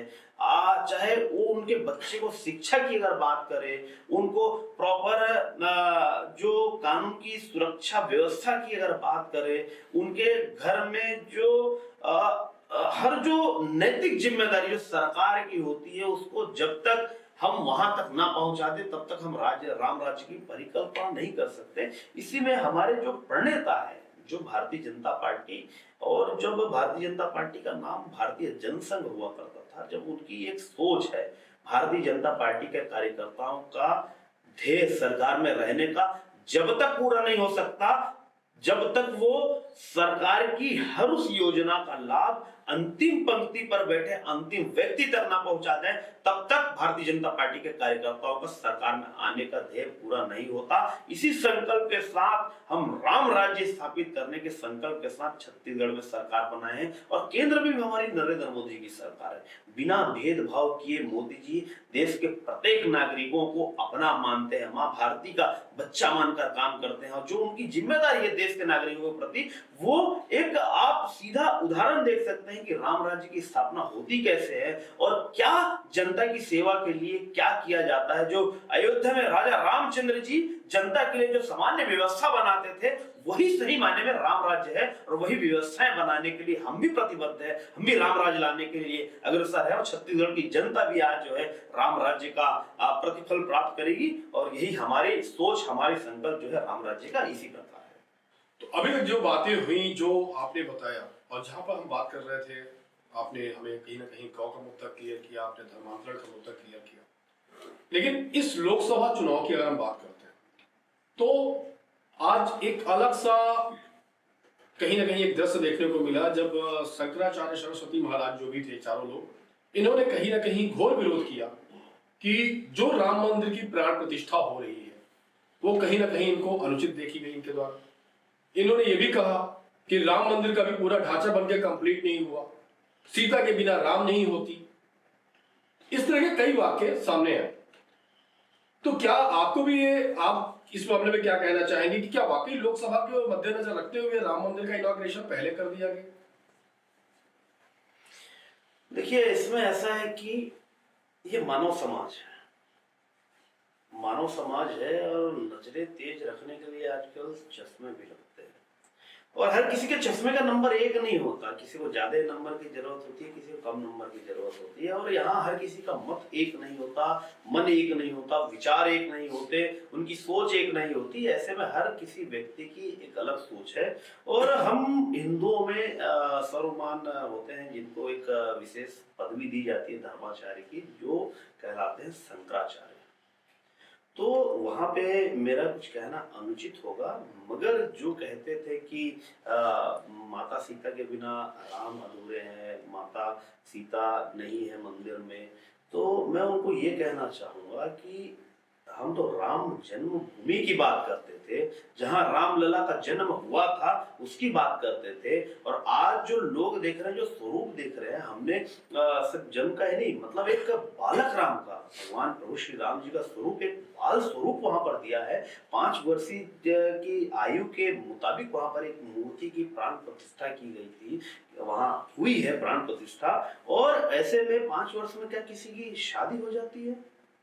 अभी अलग अलग मूर्ति के स्वरूप भी आपको सोशल मीडिया के माध्यम से देखने को मिल रहे हैं। अनेक प्रकार की योजनाएं मंदिर तीर्थ जो ट्रस्ट है, राम मंदिर तीर्थ जो ट्रस्ट है, उनके द्वारा बनाई जा रही है। आने वाले समय में अलग अलग जो भ्रांतियां और जो लोग बात कह रहे हैं उन सबकी शंकाएं दूर हो जाएंगी। जो बालपन से विवाह तक के जो और जो जितने भी स्वरूप भगवान रामचंद्र जी के थे, वहां पे सारे भारतवासियों को, समूचे देश को, पूरी दुनिया को देखने को मिलेंगे। थोड़ा इंतजार करते रहिए। और इसके पीछे भारतीय जनता पार्टी का ये लोकसभा का एजेंडा जो तथाकथित विपक्ष आरोप लगा रहा है, जो तथाकथित लोग कह रहे हैं, ये कदापि नहीं है। ये तो हमारा संकल्प था जिसको हमने पूरा किया। हम बात करते थे कश्मीर से धारा 370 हटाने की, उसको हमने हटाया। हम बात करते थे, सौगंध राम की खाए थे कि मंदिर वही बनाएंगे, आज मंदिर भी वहीं पर बना के दिया। आज जो संकल्प नरेंद्र मोदी जी ने, भारतीय जनता पार्टी के एक एक कार्यकर्ताओं ने लिया, उस संकल्प की पूरा करने की बात थी। और ये तो उन तमाम कांग्रेसियों का जवाब है जो कहते थे कि भाजपा वाले कहते हैं कि मंदिर वही बनाएंगे, तारीख नहीं बताएंगे। तो हमने तारीख का भी ऐलान किया, हमने मंदिर भी वहीं पर बनाया और भव्य निर्माण के साथ भगवान राम लला जी की एक मनमोहक मूर्ति की प्राण प्रतिष्ठा भी की। ये हमारा संकल्प था जिसे हमने पूरा किया।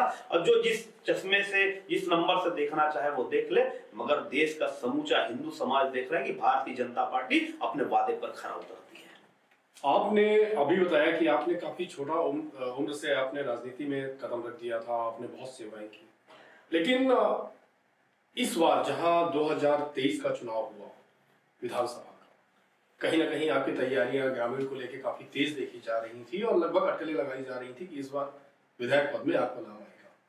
लेकिन जब रिजल्ट आया तो वहां पे मोतीलाल साहू जी का नाम सामने आया। तो आपको कहीं ऐसा नहीं लगा कि ये कहीं ना कहीं, क्योंकि युवाओं को सामने लाना मोदी सरकार का एक एजेंडा हो गया था, लेकिन वहां पे आपको जो एक वहां का विस्तृत चेहरा था, वहां पे वर्ग किया हुआ चेहरा था, वहां से आपको आउट करके मोतीलाल साहू जी को टिकट दिया गया और आपको उससे हटाया गया, तो उसके पीछे की आप क्या कहना चाहेंगे? देखिए साहब, ये भारतीय जनता पार्टी है। भारतीय जनता पार्टी एक ऐसी पार्टी जो अपने हर कार्यकर्ताओं का ख्याल रखती है, हर उस कार्यकर्ता की दक्षता को पहचानती है जहां पर वो दक्ष होता है, और हर एक कार्यकर्ताओं की उपयोगिता अलग होती है। आपने कभी देखा होगा, यहाँ तक कि सुना होगा, भारतीय जनता पार्टी का एजेंडा सिर्फ चुनाव लड़ने का नहीं होता, बल्कि उनका एजेंडा होता है साल के 365 दिन संगठनात्मक कार्य करने का, संगठनात्मक सेवाएं करने का, पार्टी का विस्तार करने का, लोगों की सेवा करने का, और जहां सरकार के माध्यम से अंतिम पंक्ति पर बैठे अंतिम व्यक्तियों की सेवा करने का। ये भारतीय जनता पार्टी के कार्यकर्ताओं का, सरकार का एक परम ध्येय है। और कहीं ना कहीं भारतीय जनता पार्टी ने मुझ जैसे छोटे से कार्यकर्ता के लिए भी कुछ विशेष जिम्मेदारी, कुछ विशेष दायित्व तो सोच के रखा होगा मेरे लिए।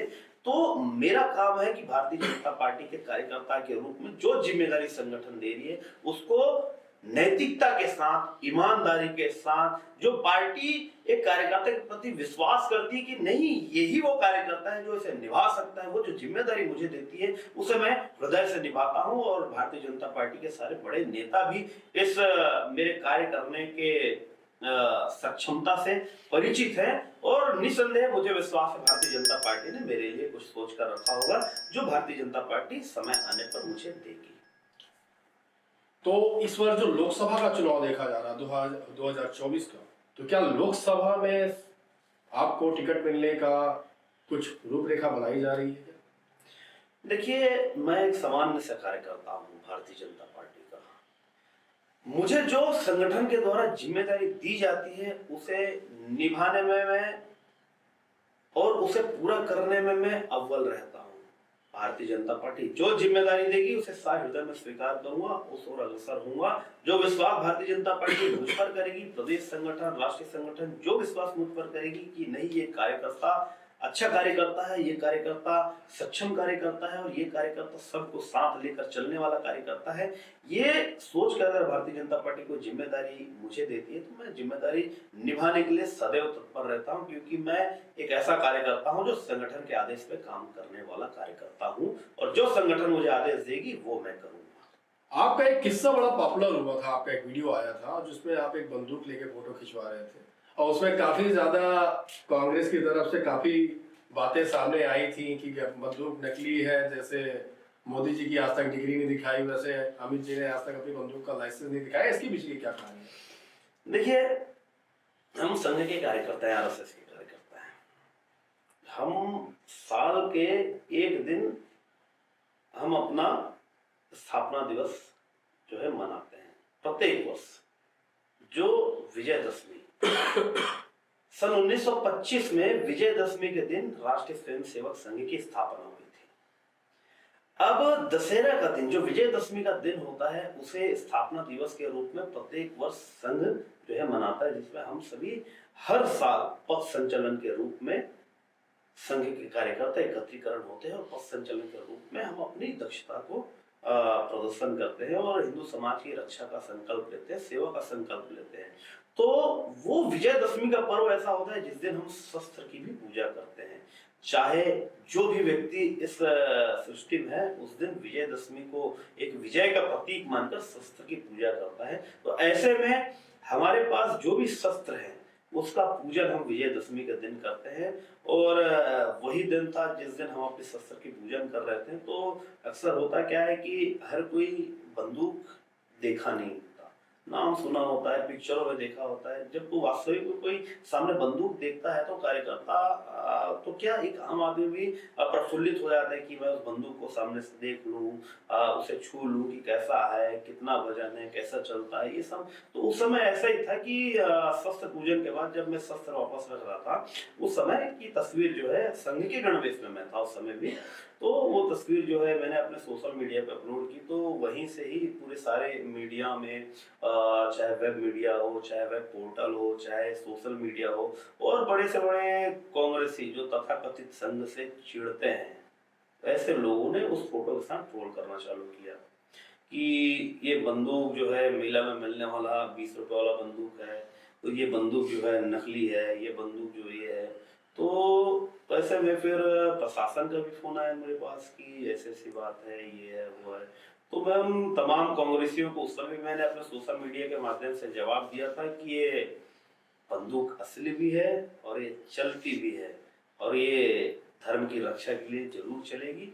ये भी हमने जवाब दिया था और पुलिस प्रशासन को बता भी दिया था कि इसका लाइसेंस जो है वहां दिखा भी दिया था। उस समय कांग्रेसियों के मुंह भी बंद हमने करा दिया था।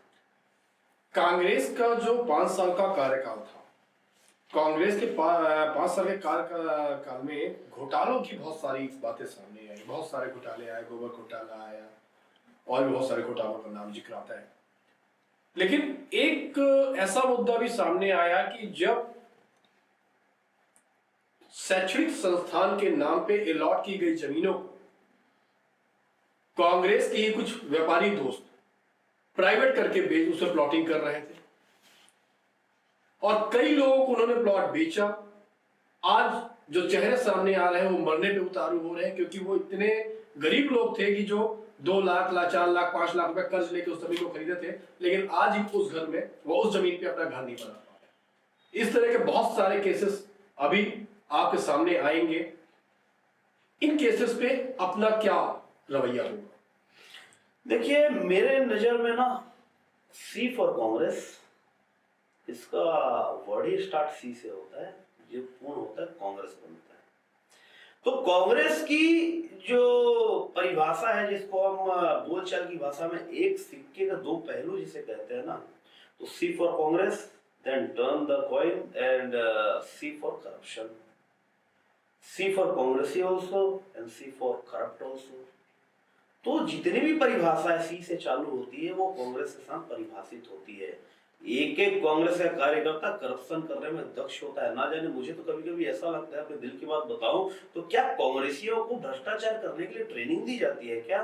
क्या कांग्रेस को अवैध उगाही करने के लिए ट्रेनिंग दी जाती है क्या? क्या कांग्रेस लेवी वसूलने में बड़ी माहिर होती है क्या? क्या ये कांग्रेस के बड़े लीडर ही इनको ट्रेन करते हैं कि कैसे वसूली करना है, कैसे अवैध काम करना है, कैसे अवैध गतिविधियों में शामिल होना है, कैसे सरकार में रह के हर उस सरकारी तंत्र का दोहन करना है, उसका शोषण करना है, ये सिखाया जाता है क्या? कभी कभी मैं अकेले बैठता हूं तो मुझे ऐसा लगता है कि ये सब चीज की ट्रेनिंग एक एक करप्शन करने वाले कांग्रेस के कार्यकर्ताओं को सिखाया जाता है, ऐसा लगता है। मगर अब भारतीय जनता पार्टी की सरकार है। आज अगर यहाँ पर बैठ के मैं इनके घोटाले की लिस्ट पढ़ूं तो शायद पूरी रात बीत जाएगी। आज अगर कोयले की घोटाले की बात करें, शराब की घोटाले की बात करें, गोबर घोटाले की बात करें, चावल घोटाले की बात करें, महिलाओं को जो मिलने वाले उनके विभाग की घोटाले की बात करें, आप अगर कृषि से संबंधित किसी कार्य की घोटाले की बात करें, और तो और जिस स्थानिक शैक्षणिक सिस्टम के शिक्षण का सबसे प्रमुख जो जगह है, संस्थान है, जो शैक्षणिक संस्थान जो है, पीएससी जैसे घोटाले की भी अगर बात करें ना, तो इसमें भी कांग्रेसी जो अव्वल आते हैं। इसमें भी कांग्रेसी जो है ना अपने आप को दक्ष साबित करते हैं कि छत्तीसगढ़ के युवा जो अपना भविष्य परीक्षा देके, एक युवा जब बड़ा होता है, पैदा होता है, तब एक सपनों के साथ वो बड़ा होता है। जैसे जैसे बालपन उसका बीतता है, जब वो युवा अवस्था में आता है, उसको अपने नौकरी की पड़ती है, उसको अपने परिवार की पड़ती है, उसको अपने परिवार को संजोने की वो सपने देखता है, विवाह करने की सपने देखता है। मगर उससे पहले ये संकल्प लेता है कि मैं अगर सरकारी नौकरी पा जाऊं तो मेरा घर, मेरा परिवार, मेरी बीवी, मेरे बच्चे जो है, उनका भविष्य जो है सुरक्षित हो जाएगा, उज्जवल हो जाएगा। ऐसे में जब वो युवा पीएससी एग्जाम फाइट करके सरकारी नौकरी की तलाश करता है, तो ऐसे में जो योग्य युवा थे उनको दरकिनार करते हुए 75 लाख रुपया लेकर कांग्रेसी और कांग्रेस के एजेंट के रूप में बैठे वहां पर जो अधिकारी थे,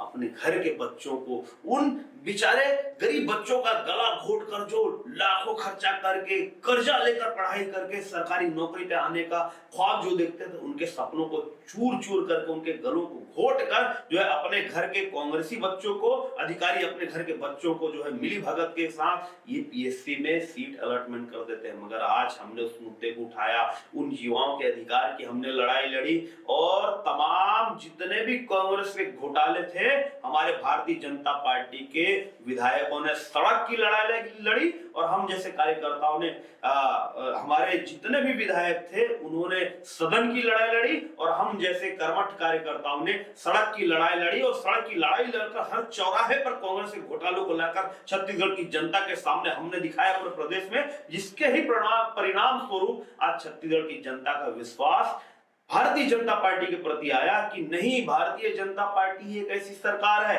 क्योंकि यही वो छत्तीसगढ़ है जब निर्माण छत्तीसगढ़ का मध्य प्रदेश से अलग हुआ था तब भी यहाँ कांग्रेस की सरकार थी।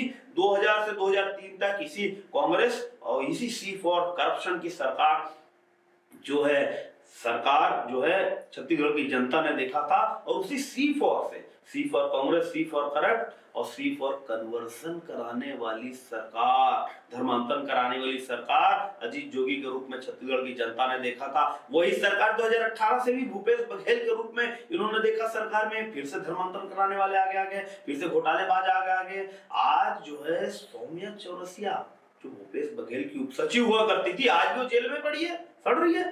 कई आईएएस अफसर, कई इनके दलाल जेल में पड़े हैं। आज 100 से अधिक अधिकारी कर्मचारी कांग्रेसियों के ऊपर जो है एफआईआर दर्ज हो चुके घोटालों पे।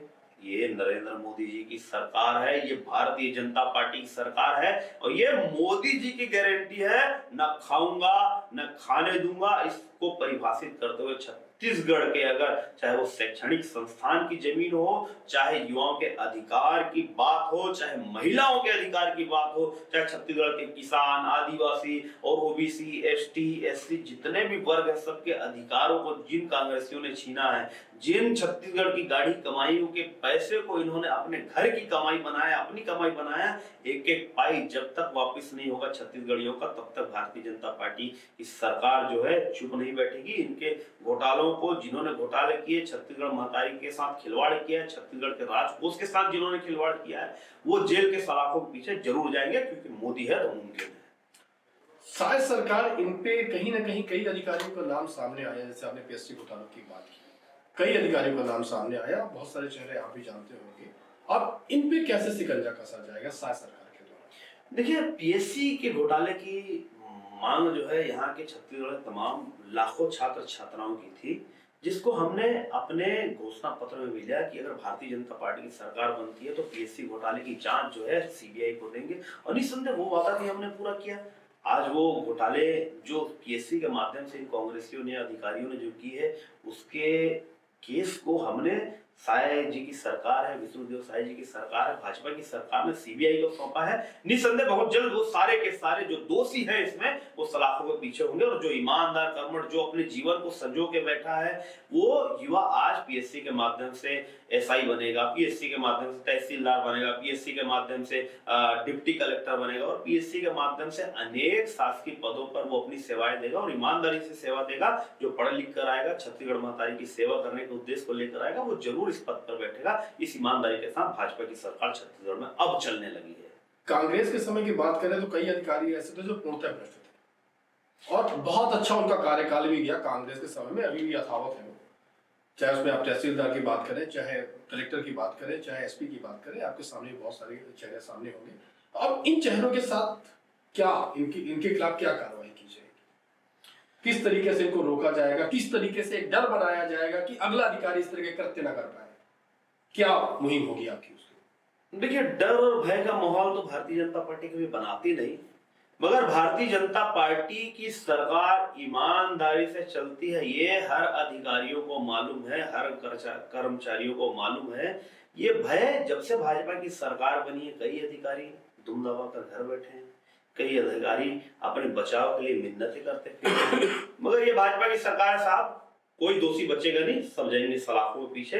या तो छत्तीसगढ़ महतारी के लिए ईमानदारी से काम करें, और जिन्होंने भ्रष्टाचार करके अपनी कमाई, जो छत्तीसगढ़ियों की पैसे की गाड़ी जो कमाई है, जिनको इन्होंने अपना कमाई बनाए हैं, उसे सासम्मान लाके वापस कर दे तो ये बच सकते हैं। मगर अब भ्रष्टाचार की कोई भी गुंजाइश छत्तीसगढ़ की इस पुण्य भूमि पर, छत्तीसगढ़ महतारी की पुण्य भूमि पर कभी नहीं होगा। शिक्षा के क्षेत्र में अगर हम बात करते हैं तो राम राज्य के बाद शिक्षा के क्षेत्र में क्या विस्तार किया जाना है, किस तरीके का मॉडल बनाया गया है, क्या रूपरेखा होगी नए शिक्षा संस्थान के लिए? जैसे कांग्रेस के समय में एक आत्मानंद स्कूल बनाया गया था, आत्मानंद स्कूल तो बना दिया गया था, लेकिन फैकल्टी की बात करें तो वो 0 थी। तो अगर हम बात करें तो क्या आत्मानंद स्कूलों को का नाम बदला जाएगा, या आत्मानंद स्कूलों का कॉन्सेप्ट बदला जाएगा, या फैकल्टी बदली जाएगी, या उनको टोटल बंद किया जाएगा? क्या होगा नया शिक्षक? देखिए, एक फर्क मैं भारतीय जनता पार्टी और कांग्रेस में बता दूं। भारतीय जनता पार्टी कभी बदले की भावना से काम नहीं करती और ना बदलाव का काम करती है, जो विधिवत जो चल रहा है उसमें। हाँ, बदलाव भारतीय जनता पार्टी यही करती है कि एक अच्छा वातावरण प्रदेश को मिले, एक अच्छा वातावरण देश को मिले, इस पे बदलाव जरूर करती है। एक अच्छा इंफ्रास्ट्रक्चर तैयार हो, एक अच्छी सड़कों का निर्माण हो, हर व्यक्ति जो देश में रह रहा है, जो प्रदेश में रह रहा है, उसे हर सुविधा का लाभ उसे मिले, हर सरकारी सुविधा उसे बराबर रूप से मिले, ये हमारी सोच होती है। ये अगर बदला नहीं है, इसमें बदलाव करने की सोचते हैं। मगर जो स्कूल संस्था जिसको रंग रोगन करके पुरानी बिल्डिंगों को इन्होंने मात्र नाम का स्वरूप दिया है, आगे पाठ और पीछे सपाट जिसको हम कहते हैं, वही चरितार्थ जो है आत्मानंद स्कूल के माध्यम से कांग्रेस ने किया।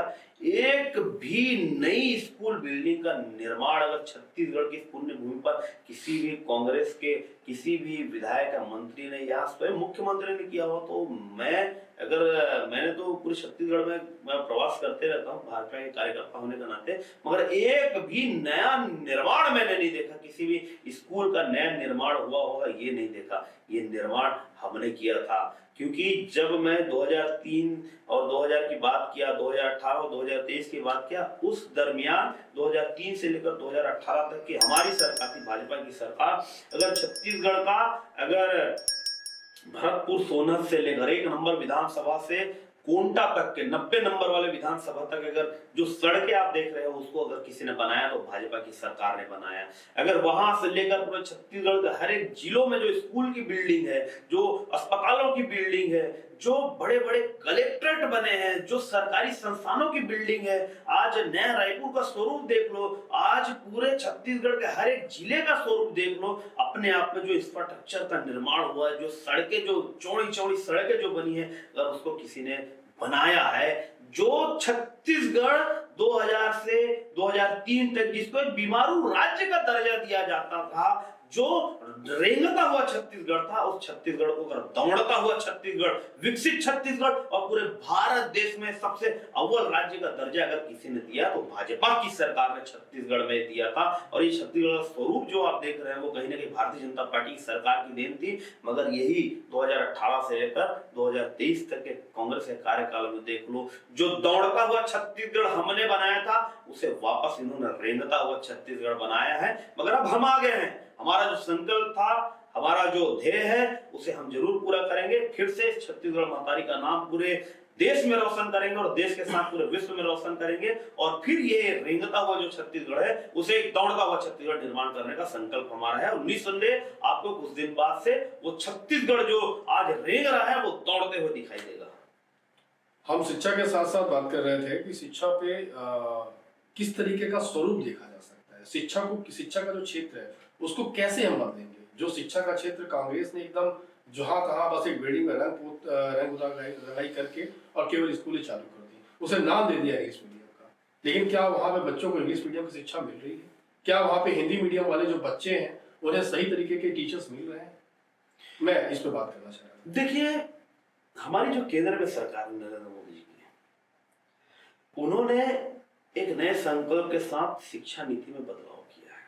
जो मैकाले पद्धति से जो शिक्षा नीति हमारी चलती थी उसे आज एक नई शिक्षा नीति के रूप में उस शिक्षा को कौशल से जोड़ते हुए शिक्षा देने का कार्य और अध्यादेश भी लेकर आया, जिसे पूरे राज्य भर में, पूरे देश भर में सभी शिक्षा पद्धति को बदले जाने का स्वरूप दिया कि युवा जब पढ़ लिख कर आगे बढ़ता है तो उसके कौशल के हिसाब से उसे सब्जेक्ट चुनने का अवसर, वो जो कौशल में दक्ष है उसके लिए उसकी पढ़ाई, मतलब बचपने से ही उसको काम की ओर। जो आज चीन में जो हम शिक्षा पद्धति देख रहे हैं, अमेरिका में, जापान में ये जो शिक्षा पद्धति देख रहे हैं, वो कहीं ना कहीं पढ़ाई के साथ साथ कौशल विकास जो शिक्षा के अंदर होता है वो आज हमारी केंद्र की नरेंद्र मोदी जी की सरकार ने कई कई वर्षों के बाद जो उस पद्धति को बदलाव किया है, वो कहीं ना कहीं एक नई दशा और दिशा में इस प्रदेश को भी लेकर जाएगा, पूरे देश को भी लेकर जाएगा।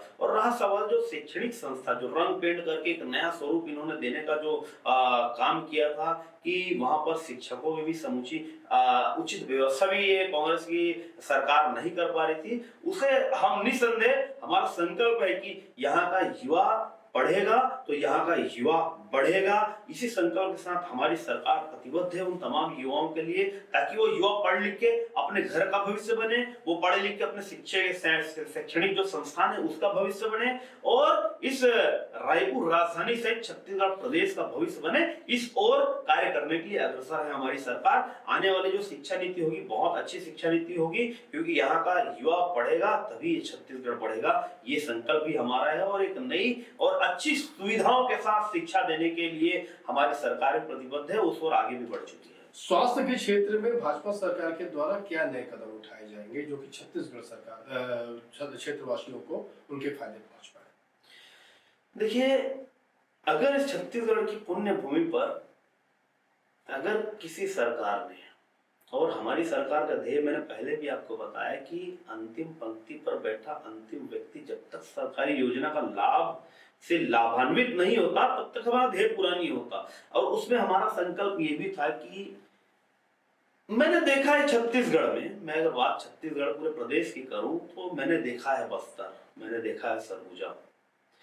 वहां जब हमारे भोले भाले आदिवासी, पूरा जनजाति जो समाज था हमारा, वो शिक्षा के कारण पीछे रह गया, वो स्वास्थ्य के कारण पीछे रह गया, और वो पर्याप्त मात्रा में भोजन के कारण पीछे रह गया, जिसके परिणाम स्वरूप कई ऐसे हमारे जनजाति भाई हैं, कई ऐसे हमारे ओबीसी वर्ग के लोग हैं, कई ऐसे हमारे शेड्यूल कास्ट के लोग हैं जिन्होंने अपना धर्म परिवर्तित करके एक विशेष धर्म, जिसको तथाकथित ईसाई धर्म कहते हैं, ऐसे लोभ और लालच के कारण उन्होंने ईसाई धर्म को अपना लिया।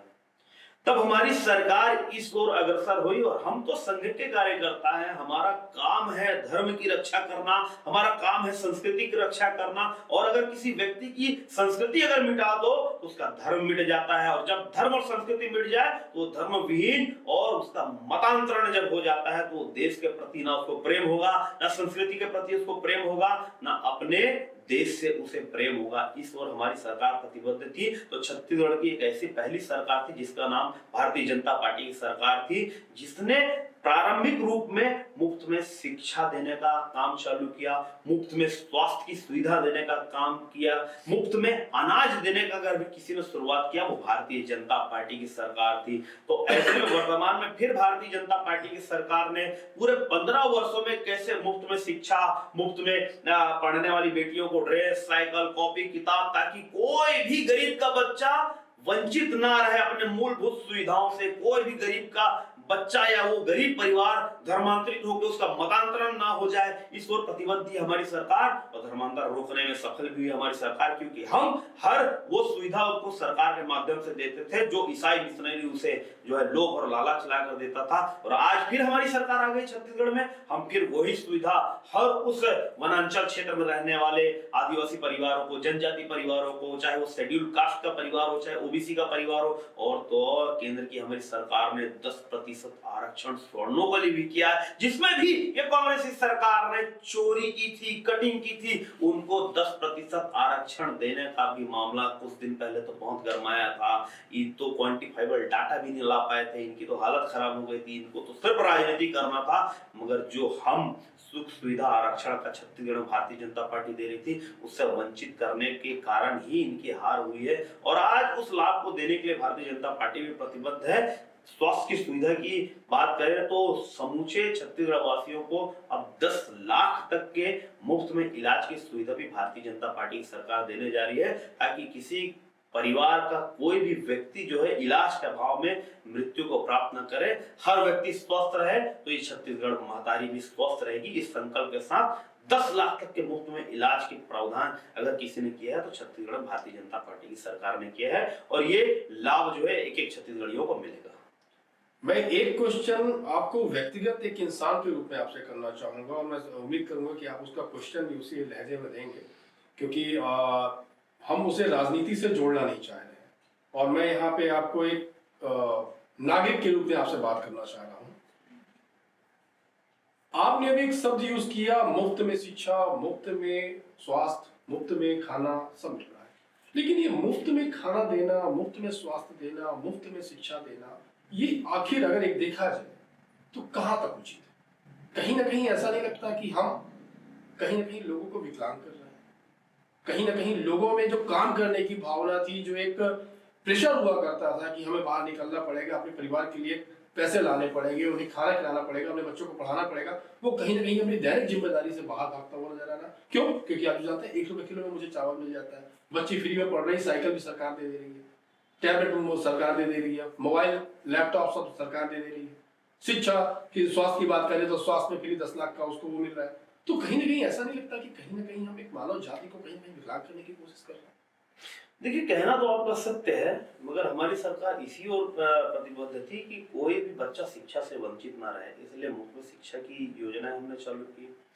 और रहा सवाल एक नागरिक और एक सामान्य आदमी और एक पारिवारिक आदमी होने के नाते, मैं इस पीड़ा से भुगता भी हूँ, इस पीड़ा को सहन भी किया हूँ कि किसी भी घर का व्यक्ति जब बीमार होता है, अगर सरकारी अस्पताल में अगर उसका इलाज ना हो रहा हो, अगर किसी प्राइवेट अस्पताल में उसका इलाज हो रहा होगा, तो उसका घर बिकने की, उसके खेत बिकने की, उसकी पूरी जमीन जायदाद, सोने चांदी बिकने की नौबत आ जाती है। उस समय वो गरीब असहाय जो है, इलाज के अभाव में अपने प्राण को खो देता था। उस परिवार का वो व्यक्ति चले जाता था जिसके नींव के आधार पर वो परिवार टिका रहता था। तो इस पीड़ा को देखते हुए हमारी सरकार ने मुफ्त में चिकित्सा सुविधा को भी लागू किया।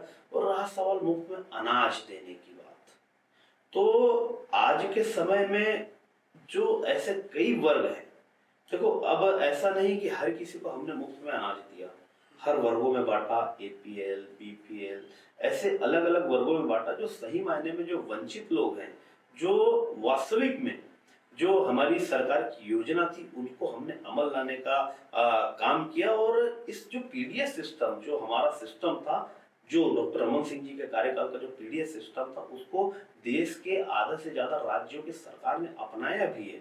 क्योंकि देखो, ये योजनाएं तो चलती ही चलती है, मगर वर्तमान में जो केंद्र की हमारी मोदी जी की सरकार है, उसने जो शिक्षा नीति में बदलाव करके जो कौशल विकास को शिक्षा के अंतर्गत लाया है, ये उस ओर इंगित करता है कि अब जो है शिक्षा के साथ साथ बचपने से ही जो आपकी रुचि है, जो आपका कौशल है, जो आपके मन और मस्तिष्क में जो कार्य क्षेत्र में आपको जाने की जो इच्छा होती है, उसी के अनुरूप आपको पढ़ाई कराई जाएगी, उसी के अनुरूप आपको शिक्षा दी जाएगी। चाहे आप इंजीनियर बनना चाहते हैं तो इंजीनियरिंग की पढ़ाई आपको कराई जाएगी, अगर आप मैकेनिक बनना चाहते हैं तो मैकेनिक की पढ़ाई कराई जाएगी। और आपको जो भी कार्य क्षेत्र में, चाहे आपको जितने भी यहाँ पर सृष्टि में जो कार्य क्षेत्र होते हैं, जिस कला कौशल में आप निपुण होंगे, उसके हिसाब से आपको शिक्षा दी जाएगी। तो आने वाले समय में ये सारे चीजें भी बंद हो जाएगी। जब आदमी और जब मानव जाति स्वयं में जागरूक हो जाता है, तो ये सब चीज से वो पीछे हट जाता है। तो मुझे ये लगता है कि जो नई शिक्षा नीति आई है,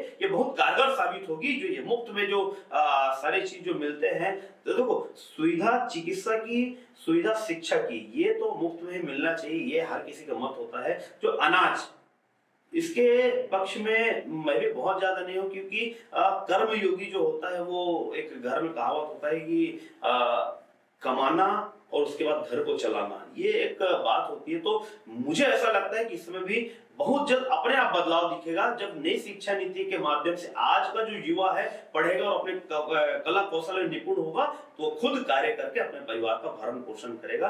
तो ये मेरी सोच है और ये हमारी भारतीय जनता पार्टी की सरकार की भी सोच है।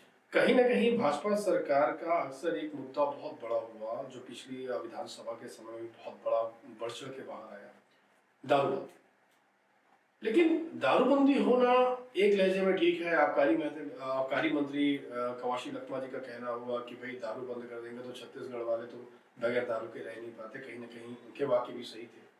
उसे तोड़ मरोड़ के भूपेश बघेल जी ने बोला कि भाई दारूबंदी कर देंगे तो लोग और किसी चीज के नशे में चले जाएंगे, सूखे नशे की ओर चले जाएंगे। लेकिन दारूबंदी क्या सही विकल्प है? देखिए, आपको सरकार बनाना है तो आप झूठे वादे ना करें, और उसमें भी ऐसे झूठे वादे। ये भारत देश है, ये भगवान रामचंद्र जी का देश है, ये महात्मा गांधी का देश है, ये सुभाष चंद्र बोस का देश है, और ये देश भगत सिंह जी का भी है। यहाँ पे सर्वाधिक जनसंख्या, जिनको बहुसंख्यक कहा जाता है, वो हिंदू समाज है। और ये कांग्रेसी तो शुरू से विधर्मी ठहरे। इन्होंने गंगा जल को हाथ में लेकर कसम खाई थी कि हम ये करेंगे, हम वो करेंगे, हम ऐसा करेंगे, हम वैसा करेंगे। नाना प्रकार के लोभन वाले वादे छत्तीसगढ़ में 2018 में इन्होंने सरकार बनाने के लिए किए। इसमें एक वादा था इनका, दारू बंद करेंगे। सरकार बन गई, उसके बाद ये कांग्रेसी पलटने लगे, बिल्कुल उस गिरगिट की तरह जो हर एक चीज पर बैठता है तो उसका रंग बदलता है। वैसे ही इनका भी रंग बदलना चालू हो गया। अलग अलग नेताओं के अलग अलग बयान आते थे। कोई कहता था कि हमने तो वादा ही नहीं किया दारूबंदी का। कोई कहता है कि बस्तर में हम शराब बंद कर ही नहीं सकते। कोई कहता है कि छत्तीसगढ़िया लोग बोले दारू के बिना रह नहीं सकते। कोई कहता है कि सूखे नशे की ओर चले जाएंगे। तो ये तरह तरह की बात करना जो है, ये सुबह से कांग्रेसियों को मुंह से देता है। वास्तविक में देखो, हर चीज का एक लिमिटेशन होना चाहिए। किसी भी चीज को एकदम से आप बंद नहीं कर सकते, किसी भी चीज को एकदम से आप खत्म नहीं कर सकते, बस उसका लिमिटेशन कर सकते हैं। जैसे कि आज एक्साइज विभाग की जो आबकारी विभाग है, उसमें बैठक में सम्माननीय हमारे मुख्यमंत्री जी ने कहा कि अब इस प्रदेश की भूमि पर एक भी नए शराब के दुकान, एक भी नए लिकर के शॉप नहीं खुलेंगे। मगर यही चरितार्थ अब कांग्रेसियों का देखो, जो शराबबंदी के वादे के साथ छत्तीसगढ़ में आई थी। ये तो इतनी दोगली सरकार थी कि महिलाओं के लिए अलग से पिंक काउंटर खोलने वाले, ये बताओ, ये जो वादे लेकर आए थे वो महिलाओं के अलग से दुकान शराब की खोलने वाले ये कांग्रेसी, और होम डिलीवरी तक के इन्होंने सुविधा जो शराब की देनी चालू की। ऐसी ये सरकार कांग्रेसी चल रही थी, जिसको कांग्रेसी ने जो एक आय का जो अधिकार छत्तीसगढ़ियों से जो छीना था और अपना जेब भरने का काम सरकार के माध्यम से किया था, उन्हीं कांग्रेसियों को, जिनको 3/4 से अधिक का बहुमत देकर छत्तीसगढ़ की जनता ने सराखों पर बैठाया था कि नहीं, एक बार विश्वास करते हैं हम कांग्रेसियों के ऊपर। 71 विधायक, 3/4 से भी अधिक का बहुमत कांग्रेसियों को दिया था। मगर वहां दोगले कांग्रेसियों, C for Congress, C for corruption, C for corrupt कांग्रेसियों, आपने क्या किया? दगा किया छत्तीसगढ़ियों से, लूटा छत्तीसगढ़ का खजाना, ठगा छत्तीसगढ़ियों को, युवाओं को ठगा, बुजुर्गों को ठगा, महिलाओं को ठगा, छत्तीसगढ़ के एक एक जनमानस को ठगा। इसी का परिणाम स्वरूप जिस जनता ने अपने कंधे पर बैठा था आपको विश्वास करके, उसी जनता ने कंधे से लात मारकर भगाया और गिरा दिया आपकी सरकार। अब आप भूल जाओ, क्योंकि ये भारतीय जनता पार्टी की सरकार है। ये अपने वादे, अपने इरादे और अपने विकसित कार्यों के लिए जाने जाने वाली भारतीय जनता पार्टी की सरकार है। और विश्वास किया छत्तीसगढ़ की जनता ने, और छत्तीसगढ़ की जनता के विश्वास पर ये भाजपा की सरकार खड़े उतरेगी। ये वादे और ये इरादे भी हम भाजपा के कार्यकर्ता रखते हैं। कहीं ना कहीं जनता के मन में, कहीं ना कहीं कांग्रेसियों के मन में ये चीज बार बार आ रही है। अभी भी जैसे आज ही 1-2 दिन के पहले कई वाक्य है, आज ही का है कि 100 लोगों को ईडी का सम्मान भी पहुंच गया और कई लोग अभी ईडी के तहत अंदर हैं। तो कई लोग ऐसा कह रहे हैं, आम जनमानस की भी बात करें, कांग्रेसियों की भी बात करें, तो उनका ये कहना होता है कि लोकसभा तक ये ईडी की जो सम्मान है, ईडी की जो कार्रवाई है, प्रॉपर वे में चलती रहेंगी। जैसे लोकसभा खत्म होगा वैसे ही ईडी भी शांत हो जाएगी। तो क्या इस बात में वाकई कोई गहराई है या क्या सत्य है, या ईडी बराबर अपना काम करेगी? देखिए, ईडी एक स्वतंत्र जांच एजेंसी है, एनफोर्समेंट डायरेक्टरेट। ईडी, सीबीआई ये एक ऐसी संस्थान है जो बिना किसी सबूत के, बिना किसी अधिकार के कहीं भी वो हाथ नहीं डालती। जब तक उनके पास प्रॉपर रूप में सबूत नहीं होंगे, जब तक उनके पास पुख्ता कोई आधार नहीं होगा, तब तक वो कहीं जाते नहीं। जब उनके पास पूर्णता सच्चाई आ जाती है, उनको दिखता है कि वाकई में भ्रष्टाचार हो रहा है, वाकई में उनको ये लगता है कि सही मायने में काली कमाई जो है पैसे की हो रही है, तो ये जब उनको पुख्ता सबूत उनके हाथ लगता है, तब उनके घर पे दबिश दी जाती है ईडी। तब उनके घर पहुंचती सीबीआई, तब उनके घर पहुंचता है इनकम टैक्स का रेट। तो ये कहीं ना कहीं उससे बचने के लिए, अपने काले कारनामे को बचाने के लिए, क्योंकि यहाँ पर अगर कोई काली कमाई करने वाला है तो काली कमाई से भी जो नाम आता है वो कांग्रेसी ही दिखता है। और ऐसे में ये अपने आरोपों को मिथ्या बताने में जुटे हुए हैं।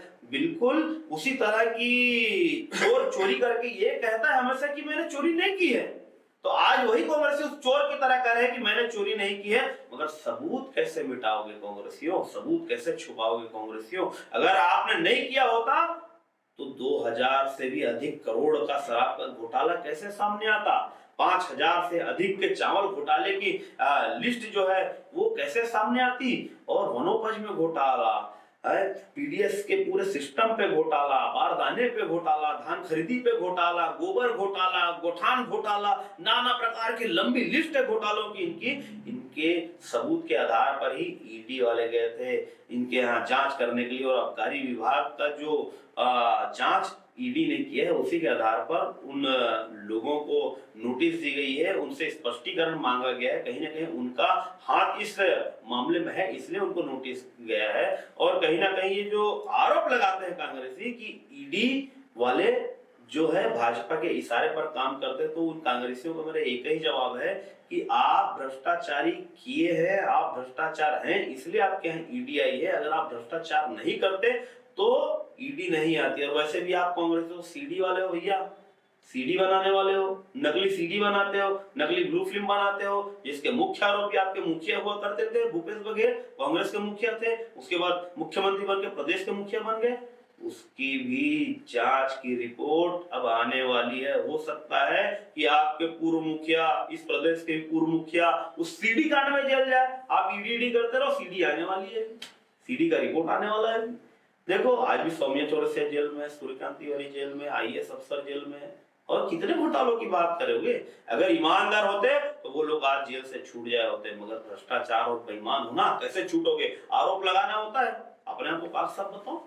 एक कहानी मेरे समझ में अभी तक नहीं आ रही है ना, मैं ये देख पा रहा हूँ कि उसमें कहीं ना कहीं मैं देखता हूँ कि भाजपा का भी सपोर्ट नहीं देखा जा रहा है, कहीं ना कहीं देखा जाए तो कांग्रेस का भी सपोर्ट नहीं देखा जा रहा है। मैं बात कर रहा हूँ हसदेव जंगल की। आखिर हसदेव जंगल के पीछे का रहस्य क्या है? 2 लाख जंगलों, 2 लाख वृक्षों को, 2 लाख हेक्टेयर जमीन में फैले वृक्षों को काट दिया गया। आखिर वहां के पीछे का राज क्या है? क्यों काटा जा रहा है? देखिए, सबसे पहली बात तो यह है कि वहां का जो ऑक्शन हुआ था, कांग्रेस के कार्यकाल में ऑक्शन हुआ था। जैसे कि आज जिस भगवान रामचंद्र जी के मंदिर के निर्माण को पूरे देश में स्वीकारा है, किस माध्यम से स्वीकारा है? सुप्रीम कोर्ट के माध्यम से। आज उसी सुप्रीम कोर्ट ने आदेश दिया है कि जो कॉन्ट्रैक्ट कांग्रेस के समय जिस कंपनी को मिली थी उसे यथावत रखा जाए। अब ये सुप्रीम कोर्ट है, कोर्ट से बड़ी सरकार नहीं होती। एक समय था जब हम इस ठेके का विरोध करते थे, हमने भी कई आंदोलन किया हसदेव जंगल को बचाने के लिए, मगर कांग्रेस ने ठेका निरस्त नहीं किया। जिनको ठेका मिला था वो आवेदन लेकर पहुंच गए सुप्रीम कोर्ट। और आज यही कांग्रेसी आंदोलनरत हैं, यही कांग्रेसी अपनी बी टीम को आंदोलन करने वहां भेज रही कि भाजपा के शासन में रहकर जो है जंगलों की कटाई हो रही है, हसदेव की रक्षा नहीं हो पा रही है। मगर आपके इस चैनल के माध्यम से, आपके ब्लॉग के माध्यम से, आपके इस रिपोर्टर बाबा के माध्यम से मैं छत्तीसगढ़ की जनता को अवगत करा दूं कि वो भारतीय जनता पार्टी की सरकार के सह में रह के कटाई नहीं हो रही है, वो सुप्रीम कोर्ट के आदेश से कटाई हो रही है। और सुप्रीम कोर्ट से ना बड़ा केंद्र का सरकार है, सुप्रीम कोर्ट से ना बड़ा राज्य का सरकार है। तो ये कांग्रेस के बहकावे में ना है, वहां की कटाई जो है सुप्रीम कोर्ट के आदेश से हो रही है। ये मैं यहाँ पर आपके चैनल के माध्यम से पूरी ईमानदारी से स्पष्ट करता हूं इस बात को। काफी बातें हुई, अब बस एक लास्ट सवाल के साथ मैं आपसे पूछना चाहूंगा कि भाजपा जिस तरीके से अपनी सरकार बना पाने में सक्षम हुई, राज्य में लगभग जो रूप नहीं देखा जा रहा था, जो अविश्वसनीय था, वो चीजें निकलकर सामने आई। राजस्थान भाजपा के कोटे में गया, एमपी भाजपा के कोटे में गया, छत्तीसगढ़ भाजपा के कोटे में गया। तो क्या जो बार बार एक बात कही जा रही है लोकसभा, तो लोकसभा में आपकी विजयी कहां तक आप देख रहे हैं? और दूसरी चीज, जहां विपक्ष की पूरी पार्टी ये विरोध कर रही है कि मशीन, जो ईवीएम मशीन है, उसको लेके छेड़छाड़ हो रही है। तो क्या इस बार का लोकसभा का चुनाव बैलेट पेपर में होगा या ईवीएम यथावत रहेगी? मैं कई बार सुना हूं कांग्रेसी कहते हैं कि राजीव गांधी जी ने कंप्यूटर लाया, राजीव गांधी जी ने आईटी युग की शुरुआत की, राजीव गांधी जी ने ये किया, राजीव गांधी जी ने वो किया, राजीव गांधी जी ने ऐसा किया। तो भैया कांग्रेसियों, क्यों राजीव गांधी के सपनों को चूरा चूरा आप लोगों ने किया? क्यों उनकी कला कौशल को, उनके लाए गए चीजों को आगे आपने नहीं बढ़ाया? आज उसी चीज का इस्तेमाल करने के लिए, देशवासियों को एक अच्छा सुख सुविधा देने के लिए, आज देश को हाईटेक बनाने के लिए अगर उन उपकरणों का अगर उपयोग भारतीय जनता पार्टी कर रही है तो उसमें बुराई क्या है? आप तो वही प्रवृत्ति के लोग हो जो आज भी पुराने पिक्चरों में हम देखते हैं कि मत पेटी को लूटना, बूथ को मत पत्र में जाकर थप्पा लगाना, यही प्रवृत्ति आपकी रही है, इसलिए आप ये करना चाहते हैं। और वाह दोगलो, सीधा कहता हूं मैं आपको इस चैनल के माध्यम से, दोगलो हो आप जब जीतते हो तब ईवीएम पर ठीकरा नहीं फोड़ते कि आज हम ईवीएम के माध्यम से जीते, और हार गए तो ईवीएम को बदनाम, मुन्नी बदनाम की तरह करने लगते हो। आप लोग से दोगला तो कोई हो नहीं सकता कांग्रेसियों, सुधर जाओ। छत्तीसगढ़ पूरा देश की जनता देख रही है, समझ रही है, अपनी हरकतों से बाहर जाओ। आज देश आधुनिकता की ओर है, आज देश नरेंद्र मोदी जी के युग में है, और आज ये देश फिर से विश्व गुरु बनने की ओर अग्रसर है। आप जैसे लुटेरे को हाथ में नहीं है ये सरकार, और ना ये देश और ना ये राज्य। आज भारतीय जनता पार्टी के एक स्वच्छ हाथों में है, एक संकल्प करने वाले हाथों के में है, और जो वादे निभाने वाले हैं उनके हाथों में है। ये देश पुनः विश्व गुरु बनेगा और उस ओर अग्रसर हो चुका है। आप दोष देते रहो ईवीएम को। छत्तीसगढ़ की 11 की 11 लोकसभा हम जीत रहे हैं। आज इस चैनल के माध्यम से मैं बोल रहा हूं, आप हारने की तैयारी करो, हम तो जीत की तैयारी पहले से करके बैठे हैं।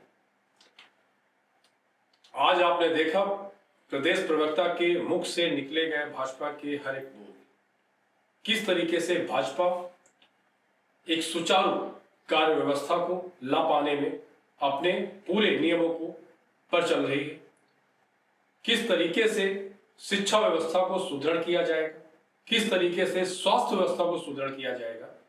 लगभग कई मुद्दों में हमारी बात अमित साहू जी से हुई।